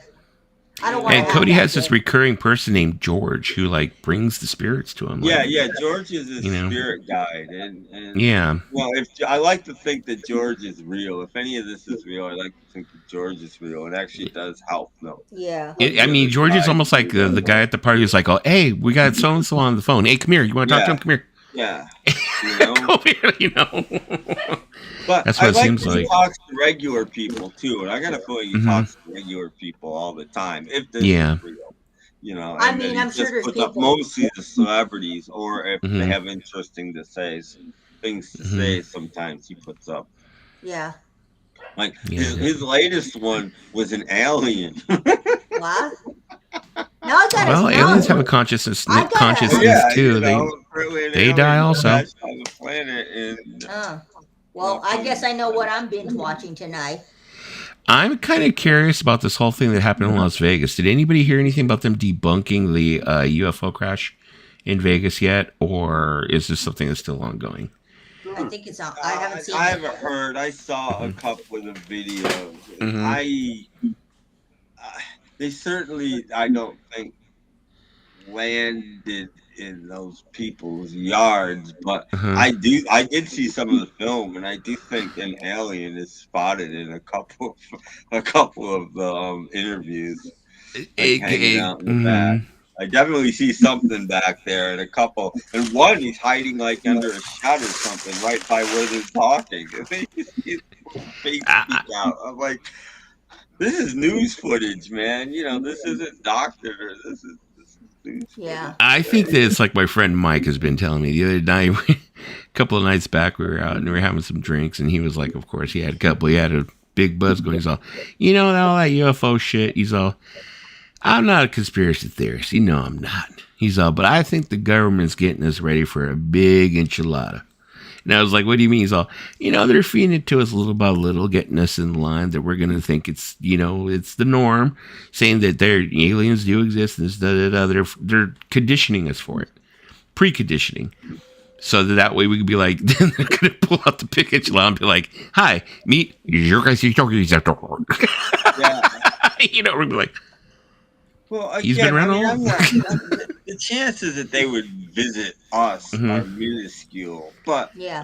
there has to be other intelligence. Scrolls. I was like, the chat was Deadpool. There's more planets out there that are probably habitable in universes, because there's even more than one. Then we could have a number. You could write 1000 all day long and still haven't gotten enough. So for none of them to be inhabited is just foolish thinking. To really think that in this whole universe we are the only ones is so fucking ignorant. To think. There's species out there at different levels of evolution that they're out there. And there's people that are way more advanced than us who are like, we remember that stage. Things. On some of the freaky things, I don't, and I'm not. I mean, UFOs exist. What are they? I don't know. But all a UFO stands for is unidentified. Unidentified, yeah. There are certain things in the sky that are unidentifiable flying objects. So UFOs exist. It doesn't mean that they're aliens, but they exist. There goes an unidentified flying. Do you know what that is? No. Do you? No. Then it's an unidentified flying object. So that they exist. So people that say they don't exist are I don't know. I mean, or could it be like Star Trek? That ham video, and I've seen it in other places. Have you seen this bird in the sky, like 50 feet in the air, that's just sitting there motionless? Its wings spread like this, like it's a still frame, and people are looking at it. I mean, it's there. People are pointing at it, and people are putting their hammers around it in 360 degrees, and it's just sitting in the middle of the sky, completely still. And it's like, what the hell is going on? Glitch in the Matrix. Exactly. Which I don't know if I don't really believe in that either. But there's something, because that's just, what the hell? You're like, what the fuck is going on? The way that I end up seeing it is, I think it's kind of like the Star Trek type of theory they have, like with aliens, like in First Contact. It's like, I think they fly by every so often and they kind of look at us like, they look in on us like a turkey, like when they open the oven, and you when you open the oven, you go, okay, our turkey's not done yet. And you go ahead and you close it up. I think that's what they do. Is they're like, they fly by and go, oh, they're not ready yet. Every so often they like looking at us, go, how are they doing? Nah, they're not ready yet. I don't know, but I've seen some footage. I just watched a documentary. I forget the guy's name, but he was around in the 50s. And he actually claims to have met an alien, but he's got like film of flying saucers and Cool. the clearest that anybody's ever seen. And I kind of believe this guy, I don't know. I think Lisa's an alien. She's just not telling us. Yeah, I was in that one Katy Perry video, E.T. Because I'm extraterrestrial. I believe in aliens. I do believe in aliens. I believe in all that stuff. Ghosts, aliens, you name it. I've probably told you guys, I had a ghost once when I lived in... I had a ghost hit me with a Nerf football. I lived in Old Town, Virginia, Alexandria, Virginia. There was a ghost living in that apartment. And he didn't bother us, and we didn't bother him. And it was a guy. It was an old guy. He wore like gray flannel pants, and like a flannel shirt that was like maroon with some other colored checks on it, and like a sweater vest that was like orangish maroon. I if I looked directly, I couldn't see him, but there was a hallway, and then my stereo was on this wall in this little room, and I'd sit there mixing mini discs and stuff. And I could see him out of the corner of my eye. If I looked right at him, I didn't see him. But if I just kind of looked like this, I'd see him, and he'd be pacing back and forth in the living room. He'd go into the shot, and then he'd go out, and then he'd go back in, and he'd go out. And I'd be like, and we'd wake up almost every morning, and I'm like, God, my wife is a slob. And then one day I realized she wasn't. There'd be anywhere from 3 to like 7 pennies on the living room floor, like every morning. And I'm figuring they're falling out of my wife's coat. But no, the ghost was leaving. Ghosts, I've always heard, leave pennies. I don't know why, but Really? every morning we wake up and there'd be pennies on our living room floor.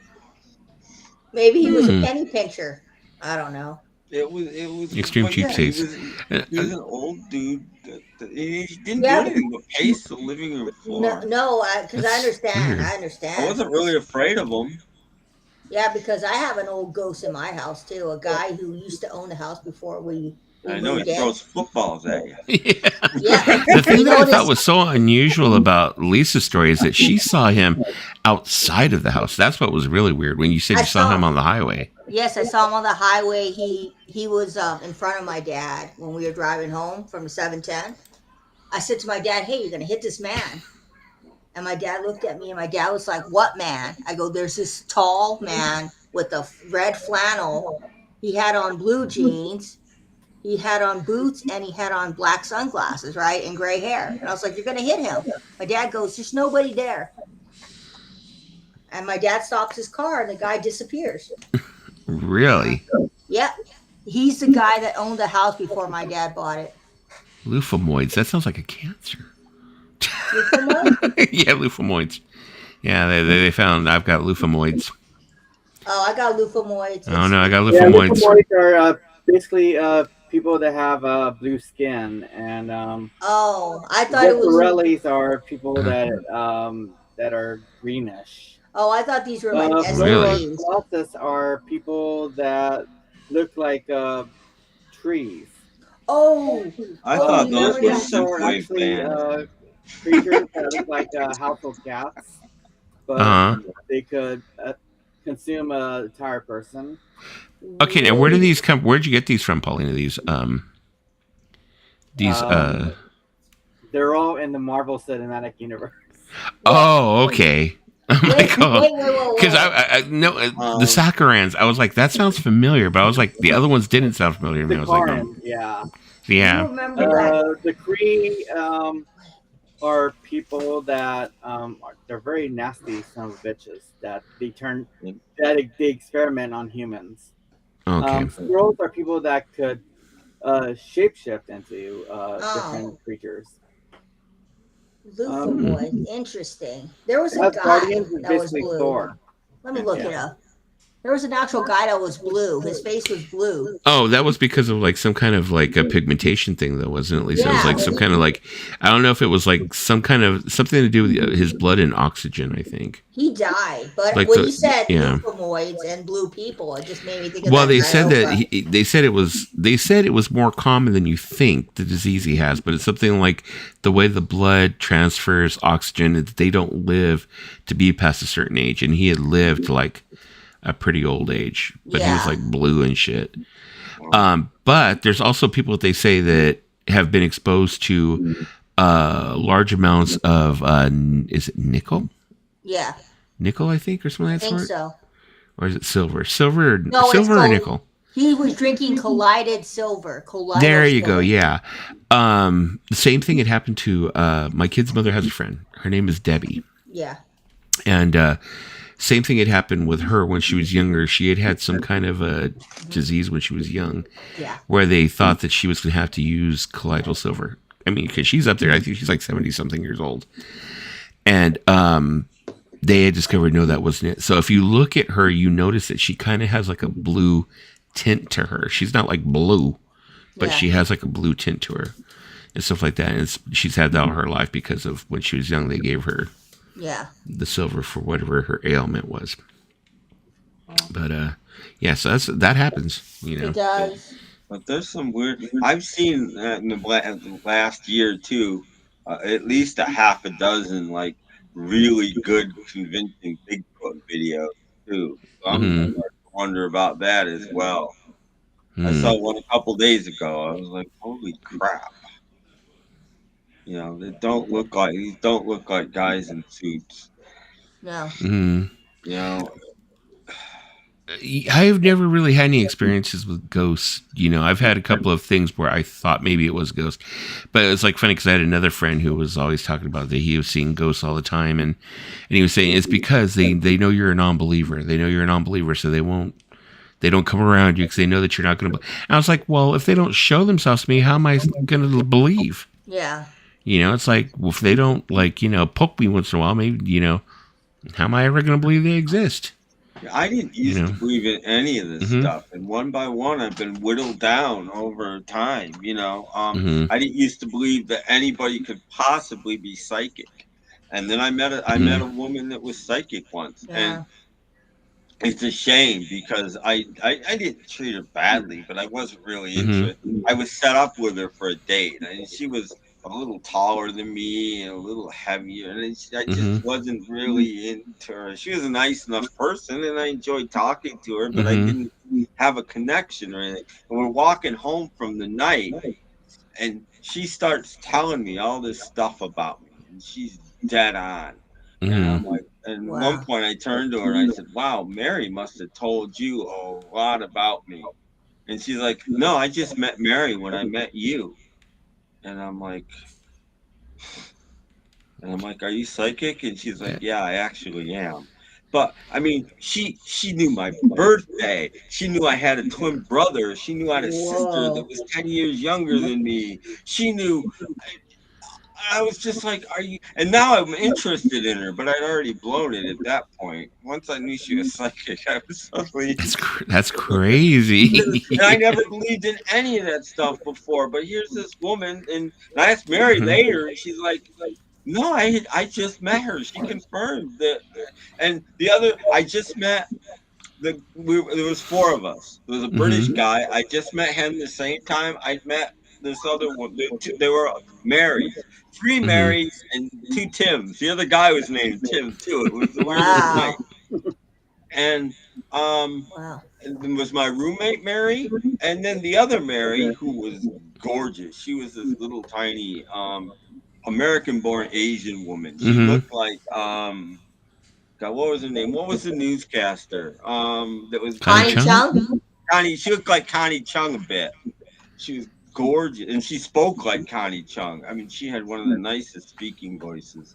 But of course, the other Tim was a foot taller than me, handsome and British, so she was going for him. So I was with the other Mary, and Asians love their Brits. But and I only met this other Mary for like 2 minutes once before, so there was no way that the Mary that knew all this stuff could have got any of this information from any of these people because they didn't know me. So it's bizarre. That is crazy. Yeah, but the only time I think I've witnessed, a ghost is because I used to, when my mother passed away, we lived in this apartment complex, and we lived in a 3-bedroom apartment. And I remember when she passed away, her boyfriend still lived with me. And he used to get really, really angry about me leaving the TV on at night. I mean, because I used to do this thing, especially after my mother passed away. I was having nights where I was not sleeping. I'd lay there on the couch, and I'd sit on the couch, and I'd leave the TV on and fall asleep with it on. And he would wake up in the morning before he left. He'd be like, "God damn, you left the TV on again." All the time. Well, what ended up happening was he ended up passing not too long after my mother. Because he kind of gave up on life and stuff. They were both alcoholics and stuff, So I was in the apartment alone. And I remember one night I was sitting on the couch and I did the same thing. I had the TV on and stuff. And I was laying there watching the TV and I fell asleep with the TV on. And I swear, in my sleep, I don't know if it was a dream or if it was real, it felt like somebody smacked me upside the head. It felt like somebody smacked me upside. Have you ever had a dream like that where it's like you kind of feel like somebody hit you or something, and you wake up and you're like, did I just get hit? Yeah. You know, type thing. So that's kind of what it was. I woke up and I was like, did I just get hit? And I woke up and the TV was off. You know, and I was kind of like, okay. Okay. So it happened that one time. And then about, you know, maybe close to a month later, same thing. You know, I fell asleep with the TV on. Next thing, felt the same thing. I was like, I woke up and the TV was off. I'm like, what the hell? And I was just like, Ruben, you're fucking with me. I know it's you, Ruben. You're fucking with me. You know, I'll leave the TV off. I'll put the timer on.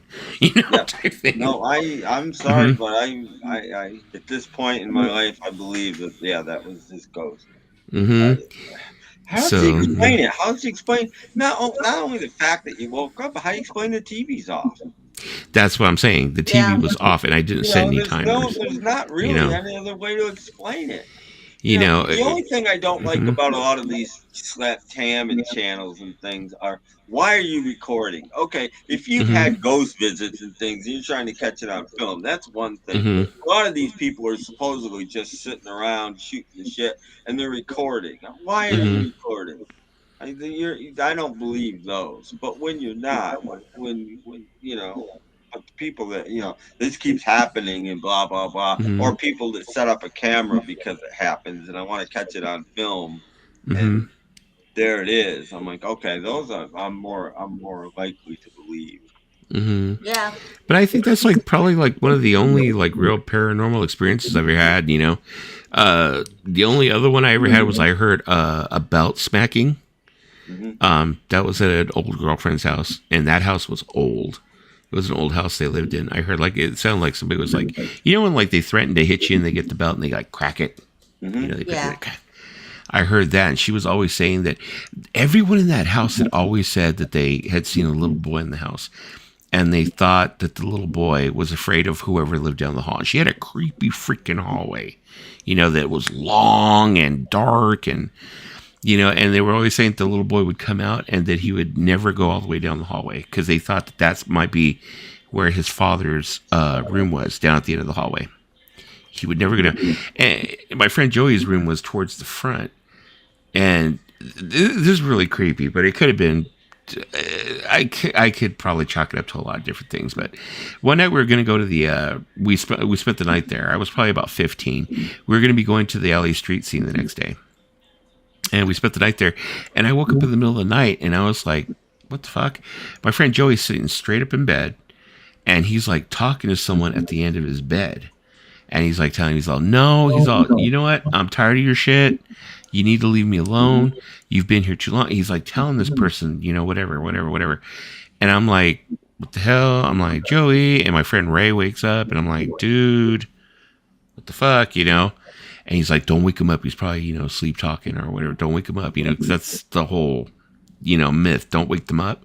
Yeah. And stuff. And I asked him the next morning, I'm like, who the fuck are you talking to? Dude, you were sitting up. You were talking to somebody. He's like, I don't remember nothing like that. So anyways, his sister had also said the same thing. She said that sleeping in that room when it was her room during the late 70s, she said that she had fallen asleep one night, woke up, and her legs were being in the air like this. Like somebody was holding him up, like she was trying to push him down. And she couldn't push her legs down. And she said finally when she pushed her legs down, they hit the bed like that. And she was like, what the hell? And she sat up and she looked at the end of the bed and she saw like a little boy's face from here out looking at her. The little boy was like holding her legs up, you know?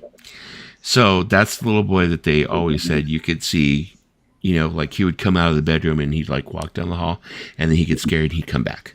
He wouldn't go all the way down the hall. And then there was the one night we were there playing, this is like when Nintendo first came out, you know, Mario Brothers? Yeah. The first Mario Brothers, and we're playing video games over at, you know, Judy's house late at night. And she's all, shh, do you hear that? Do you hear that? And I'm all, what? And we hear like a belt cracking. And she's all, I hear that down at the end of the fucking hall by my room all the fucking time. You know, she's all, go look. I'm like, nah, you don't fuck you. I ain't gonna look, you know. She goes and turns on the light and stuff, and nothing's there.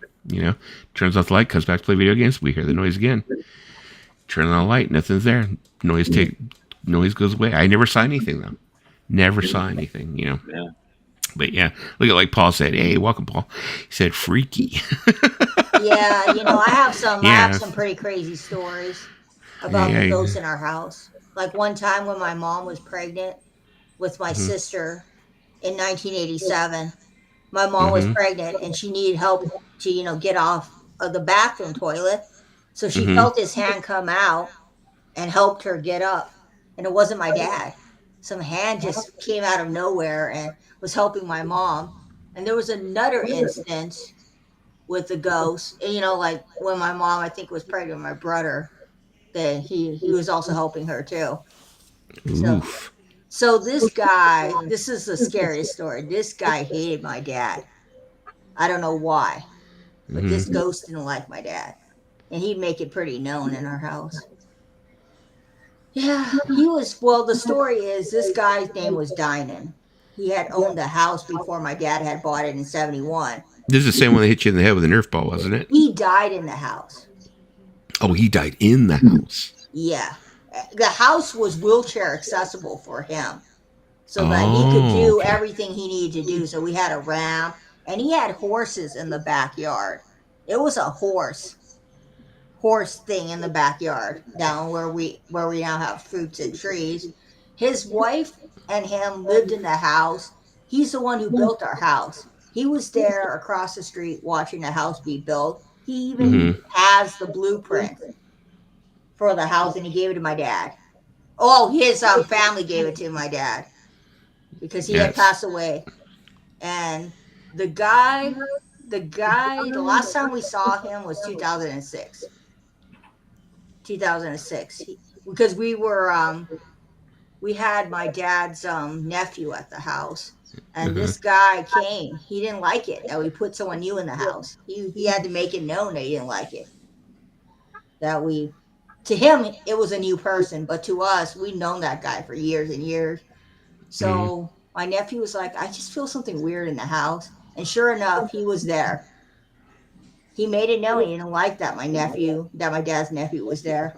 But he loved my mom. He always helped my mom. He loved my mom. Maybe it was your mom's energy. He loved my mom. Just her energy.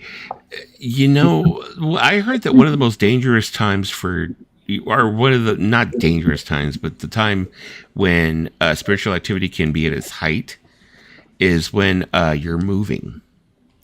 Because what ends up happening is when you end up moving into a home and you take over the space, you put knickknacks up, you put pictures up, you put all these things that are parts of you, and it overbears the house. It becomes overbearing on the house. Yeah. So I remember reading somewhere they said when you start to take those things down and pack them up, it's like you're kind of like devolving all your stuff from the walls and taking your stuff from the walls and taking your energy off of the walls. And that's when spirits start to come out again. Yeah, I have like they're kind of like held at bay, but they're kind of like held at bay because everything's about you. But then when you start taking everything down, then it's not about you, and they're able to go ahead and be like, ta-da! Yeah, because like 1995, 1995, we had remodeled the house, right? We were in the process of remodeling house. So we had this guy that came into our house. Mm-hmm. He was going to, fix our kitchen, right? He goes up into the crawl space of our attic, and there he is, sitting there on the ledge, looking straight at this guy. This guy runs down the ladder, and he's like, I just saw a ghost. He was not happy that we were remodeling his house. Well, no, because you're changing things, because he had it the way he wanted it. Because everything in that house was built to the way that he wanted it. The arches, everything was the way he wanted it. And as soon as we started tearing down those walls, and we started, adding more rooms to it, he was there. People were seeing him. He was not ready to give up his house. He didn't like the fact that we were making his house new. He was just, and so the guy goes down, he goes, hey, there's a ghost in your house. My dad goes, yeah, we know him. He's cool with us. We say hi to him. We chill with him. We're nice with him. And I said, don't be bothered by him. He threw a Nerf football at me when I was 10. And the guy's like, oh. like Paul says, he says, I live in an old apartment building, used to be a hotel, never saw a ghost. Same thing. Like I said, I've been in situations where I was supposed to see ghosts and I didn't see shit. I got locked in the freaking pool in the Queen Mary and didn't see anything. Yeah. And that's supposed to be like a portal for Yeah. fucking ghosts. You know? I've seen one, but I've never seen another one. You Yeah, know? me Yeah. too. So I've seen one ghost in my life, but I Me saw too. them a lot. I mean, it's not like I saw once. And it's but I've like never seen another one. it's like I've seen one ghost in my life, but I've had dreams in the past about relatives who have passed. They have came into my dreams and they have said things to me, which is kind of freaky when you think about it. Like I've had dreams about my grandma. I've had dreams about my friend who passed away recently. She came into my dream, and I was like, "That's just weird." And I'm trying to sleep, and they're in my dream saying hi to me. And Well, I have dreams about that kind of stuff all the time. yeah, it's It's just different when you're wide awake and you. yeah. you- Oh, when you're wide walking awake. around your living room. Oh yeah, yeah. You know what's like so funny is that like after the whole Queen Mary thing, we had one of these kids with us. His name was Eric. He was another kid or whatever, and it was kind of strange. I didn't think about it at the time, but the guys that the security post didn't say anything either. So, but when I was down there in the pool area, I wasn't down there that long, maybe 20 minutes, 30 minutes at most, And the guy comes in, and he's like, "Hey, what are you doing in here?" And he looked like he was dressed like, like old timey because that's what people dress like on the Queen Mary. Yeah. That's how they dress. So I didn't think anything. He's like, "Hey, what are you doing in here?" And I was like, I got trapped in here. I was like, my friend is trying to adventure around, because my friend Mike, he's fucking nuts. He's trying to like go to places that he should not be going in, and got me trapped in there. And I said, "Yeah, I'm trapped in here. I want to go home. I want to leave." He's like, "You're not supposed to be in here." And I was like, "I know I'm not supposed to be in here. I'm trying to get out here. I'm locked in." And he goes, "Follow me then." So I followed him, and he takes me, it seemed like we kind of like zigzagged a little bit. Like we went down one hall, then another hall, then another hall, then another hall, then another hall. He goes, "Okay, go straight down that way." He's all, "Go to that door right there." He's all, "You're going to be out on the main walkway. And then you go ahead and you can take the bridge off." Yeah. And I was like, okay. So I turned around, I followed his directions, and I ended up walking off. And first thing I had to do is go to security gate, security post. I'm like saying, "I'm looking for my friend, blah, blah, blah." His freaking two sons are sitting there waiting for me. They're sitting there like, "We lost you, blah, blah, blah." And I'm like, "Where's your dad?" He's all, "My dad went back in to look for you." And I was like, "Why didn't he just stay here? I eventually would have got here, So the guy from the security post, the security guard's like asking me, "Well, what happened?" I said, "Well, I got trapped up there, blah, blah, blah." I'm telling him all these stories. He's all, "Well, how'd you get out here? How'd you find your way out?" I said, "Some guy let me out." He's all, "What guy let you out?" I'm all, "Well, some guy up there, he freaking came in and found me, and then he let me out, and he told me, go down here, blah, blah, blah. Here I am." And he goes, "Oh, okay." He didn't say anything about it. And then we're leaving. My friend Eric, of course, that kid has to fuck with me. He goes, "Dude," he's all, "Did you see the look on the security guard's face?" And I was like, "What?" He's all, "When you said that some guy like led you out." And I was like, "No." I'm like, "I didn't see." He's all, "Dude," he's all, "What if it was a ghost that led you out?" I don't think ghosts can talk. And I was like, "Dude, just stop." He's like, "Maybe it was a ghost of someone who died there." And he's like, "He led you out." I was like, "I don't think so, dude." You never know. You never know. I was like, "Yeah, I don't think freaking ghosts wear Giorgio Armani cologne." No. Yeah. One time, Yeah. my sister saw this house, right? And she's like, "Oh, this house is so dirt cheap. Should I buy it?" And I'm like, "Wow, it's too good to be true." So we're like looking at this house. It's like maybe 200,000 at the time, or it was What really was this, 1970? What? No, not 200,000. It was like 400,000. About 400. And so my sister's like, "Wow, this house is too good to be true." And then the guy who was selling the house, he goes, "Well, there's a little story behind his house." She goes, "What?" She goes, "Well, the guy who owned the house previous to this killed himself in the front of the door of the house." And now my sister goes, yeah, no, I'm not buying this house. Yeah, good luck finding someone to buy that house. Well, they have to disclose everything. I mean, California law, they have to disclose all It that was shit. in El Monte, by the way, if you're wondering. It was in El Monte. You could buy the nicest house in my town for $200,000. Really? Well, But I'm not saying in out here in LA. California, 200,000 is like, I'm like 1960 what? No. You know what my parents? Mhm. paid for their house in 1961? Mhm. $9,000. Jesus Christ. No, But then again, a loaf of bread was like what, a nickel or 2 cents or a penny? $9,000. it's definitely not. It's definitely not 200,000 in 1960. My dad paid for this house. He paid 24,000 in 1971. Yeah, real estate Jeez. wasn't like it is, He bought it from a church because the church was selling the house. Because my father had like a '57 Corvette and sold his vet and paid for a good part of the house and the Wow. down payment plus some more to get it. Crazy. That's a good deal. But then that was a lot of money Even back back then, a '57 Corvette was still worth a bit Yeah. of money. Is anybody even watching our stream anymore besides Paul? There's like 8 people watching us. They're liking the ghost talk. I think They're liking the ghost. So talk. they're woo. I was amazed that for a little while there we were actually talking about music. I was like, Yeah, we I know. were. what's going on here? Pat ourselves on the back. We talked. How about did we get music. into ghosts? I forget. I don't even know how we got on that subject. I don't. No, Oh, you- we were talking with Cody You IDC. talked about it went from Live Aid to Tina Turner to Cody. Yeah, there you go. You were talking about Live Aid, and then you were talking about Live Aid, and then I was thinking about Tina Turner. You said Live Aid, and then I saw AZ Mick's comment. I was like Mick, and I thought about Mick Jagger and Tina Turner when they did the performance of Live Aid, and I was like Tina Turner, and then I thought, oh, that's why I watched the Cody ITC video Yeah. and stuff. But like I said, they still haven't debunked him, but he's debunked other people though. I know, yeah. I haven't watched any of those, Mhm. but he's been debunking other people.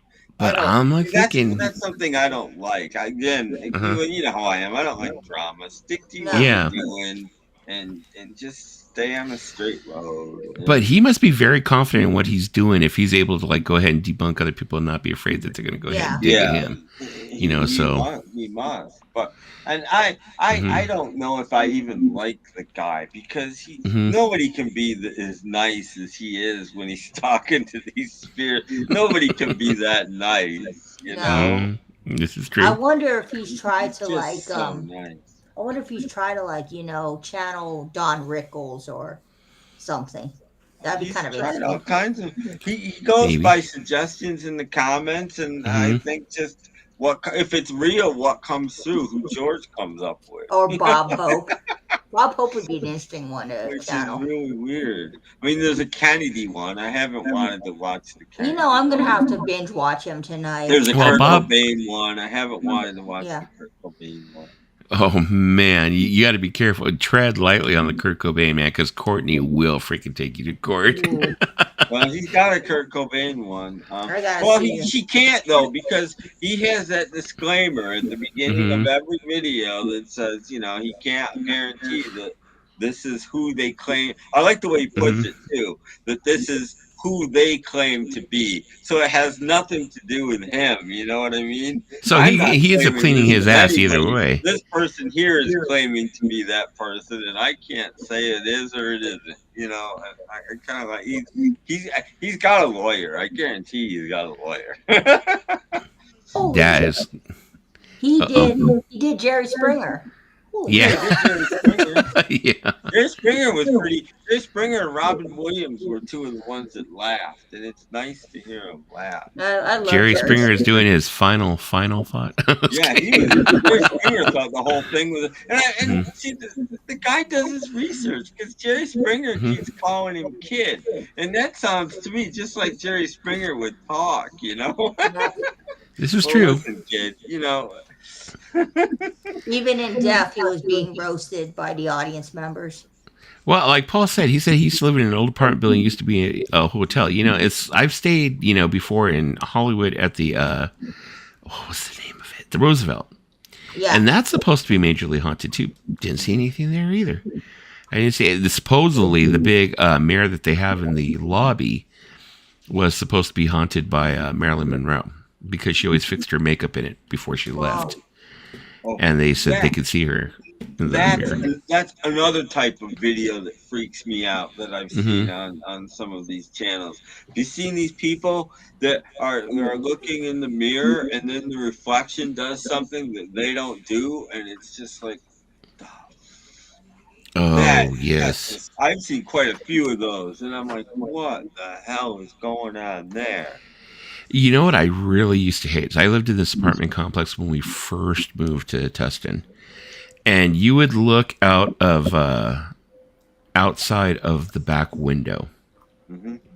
You look outside, the kitchen. The kitchen was towards the back, and it had these huge windows. One huge window in the dining room area, one huge window in the kitchen. A lot of weird windows for that's. Well, anyway, the windows were like. There was like a little bit of a space between us, like a couple of backyards, because I was upstairs, and then there was like another apartment across the way.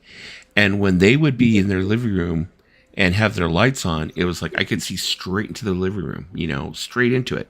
Mm-hmm. And there used to be a man, it must have been an older man, who used to sit in like an easy chair. He used to have like a recliner, like my recliner here, and he would sit in it watching TV, kind of almost like this is. The recliner here, and he had his TV, and he was always constantly just sitting there watching TV, Well, I had seen that movie 1408 with John Cusack. There's this scene that really creeped me out, is where he's like trying to like scream across the building, across the street, and he's looking in the window, and it's an apartment that he's looking at, and there's someone who's sitting in a chair, and they're kind of in the dark smoking a cigarette. And he's like going, hey, help me. Call the lobby. Call the manager. I need to get out of this fucking room. Call the manager. And he's like looking, and he's going like this. He's pointing down. And the person across the way is like doing the same thing as he's doing. And he's like, and finally he catches on that every movement he's doing, the person across the way is doing the same movement. Like they're mirroring what he's doing. So he goes, what the fuck? So he grabs a lamp. And he pulls the lamp towards his face. And when he looks across the way, you see that it's him staring at himself all crazy. Well, anyway, I don't know why, but that scene in the movie creeped me out so bad that every time I saw that man in the chair, I always felt he was going to like turn around and like look back at me or some shit. And it just, I think we moved out of that apartment for that reason. Because I hated that I could stare right in his living room. And he would just like, he's like watching TV, just oblivious to the fact that I could just be standing there watching him, And I was always afraid one day he was going to turn around and be like, just my own little, stupid shit. But anyways, like Lisa with her ghost in the back of her. The other day, this woman's got a mirror on the side of her, and she's like, watch this. You're not going to believe this. I got my camera out because this has been happening. And she holds the camera up. So you see both sides. You see her face, and then you see her reflection in the mirror. And after 10 seconds, the reflection in the mirror is doing something completely different than she's doing. And I'm like, what the fuck? That's... Ooh, no. That's a whole lot of nope. Come on, that's a whole lot of nope. Yeah, it's like, what the hell? Look at Lisa's got that look on her face that I'm going to have bad dreams now. Look. I've had really bad dreams in the past. I've seen some pretty crazy things in my dreams. Oh, we all see things in our dreams. I see some pretty crazy things in that window. Yeah. Lisa has dreams of going into a record store, and all she sees is nothing but. I don't know where my copy is. She's all, Bruce Hornsby. Bruce Hornsby. Bruce Hornsby. More Bruce Hornsby. Lisa, you must get me. Find me, Lisa. Find You're me. gonna torture me. Now I'm gonna go to Lisa's nightmare. She wakes up screaming because she dreamed that she was an amoeba and they got rid of the K-pop section. Accurate, very accurate. There's no K-pop anymore. It's nothing but a bunch of Bruce Hornsby albums. No, I haven't bought a K-pop album in like 6 or 7 months. Because there haven't been any new releases. That's why. No. There's always new releases, but I've just been lazy about it. Okay. Well, you guys, I'm going to sign off because I do need to get some sleep. I need to go ahead and do my thing tomorrow like I always do. So. It was fun catching up with all of us and talking about, paranormal stuff. And Bruce Hornsby. Yeah, don't haunt me with that. But we will end up doing Sunday like I do. I think Sundays and Wednesdays will be my nights. Yeah, I think our panel and our peanut gallery are having fun today. Well, good night, Paul. And whoever else is still out there. I know there's 7 people out there. Good night, people. Good night, Just you Paulina. later. Good night, everyone. Good night, guys. Good night, Bruce. That's the way Yeah. it That's the is. way it is.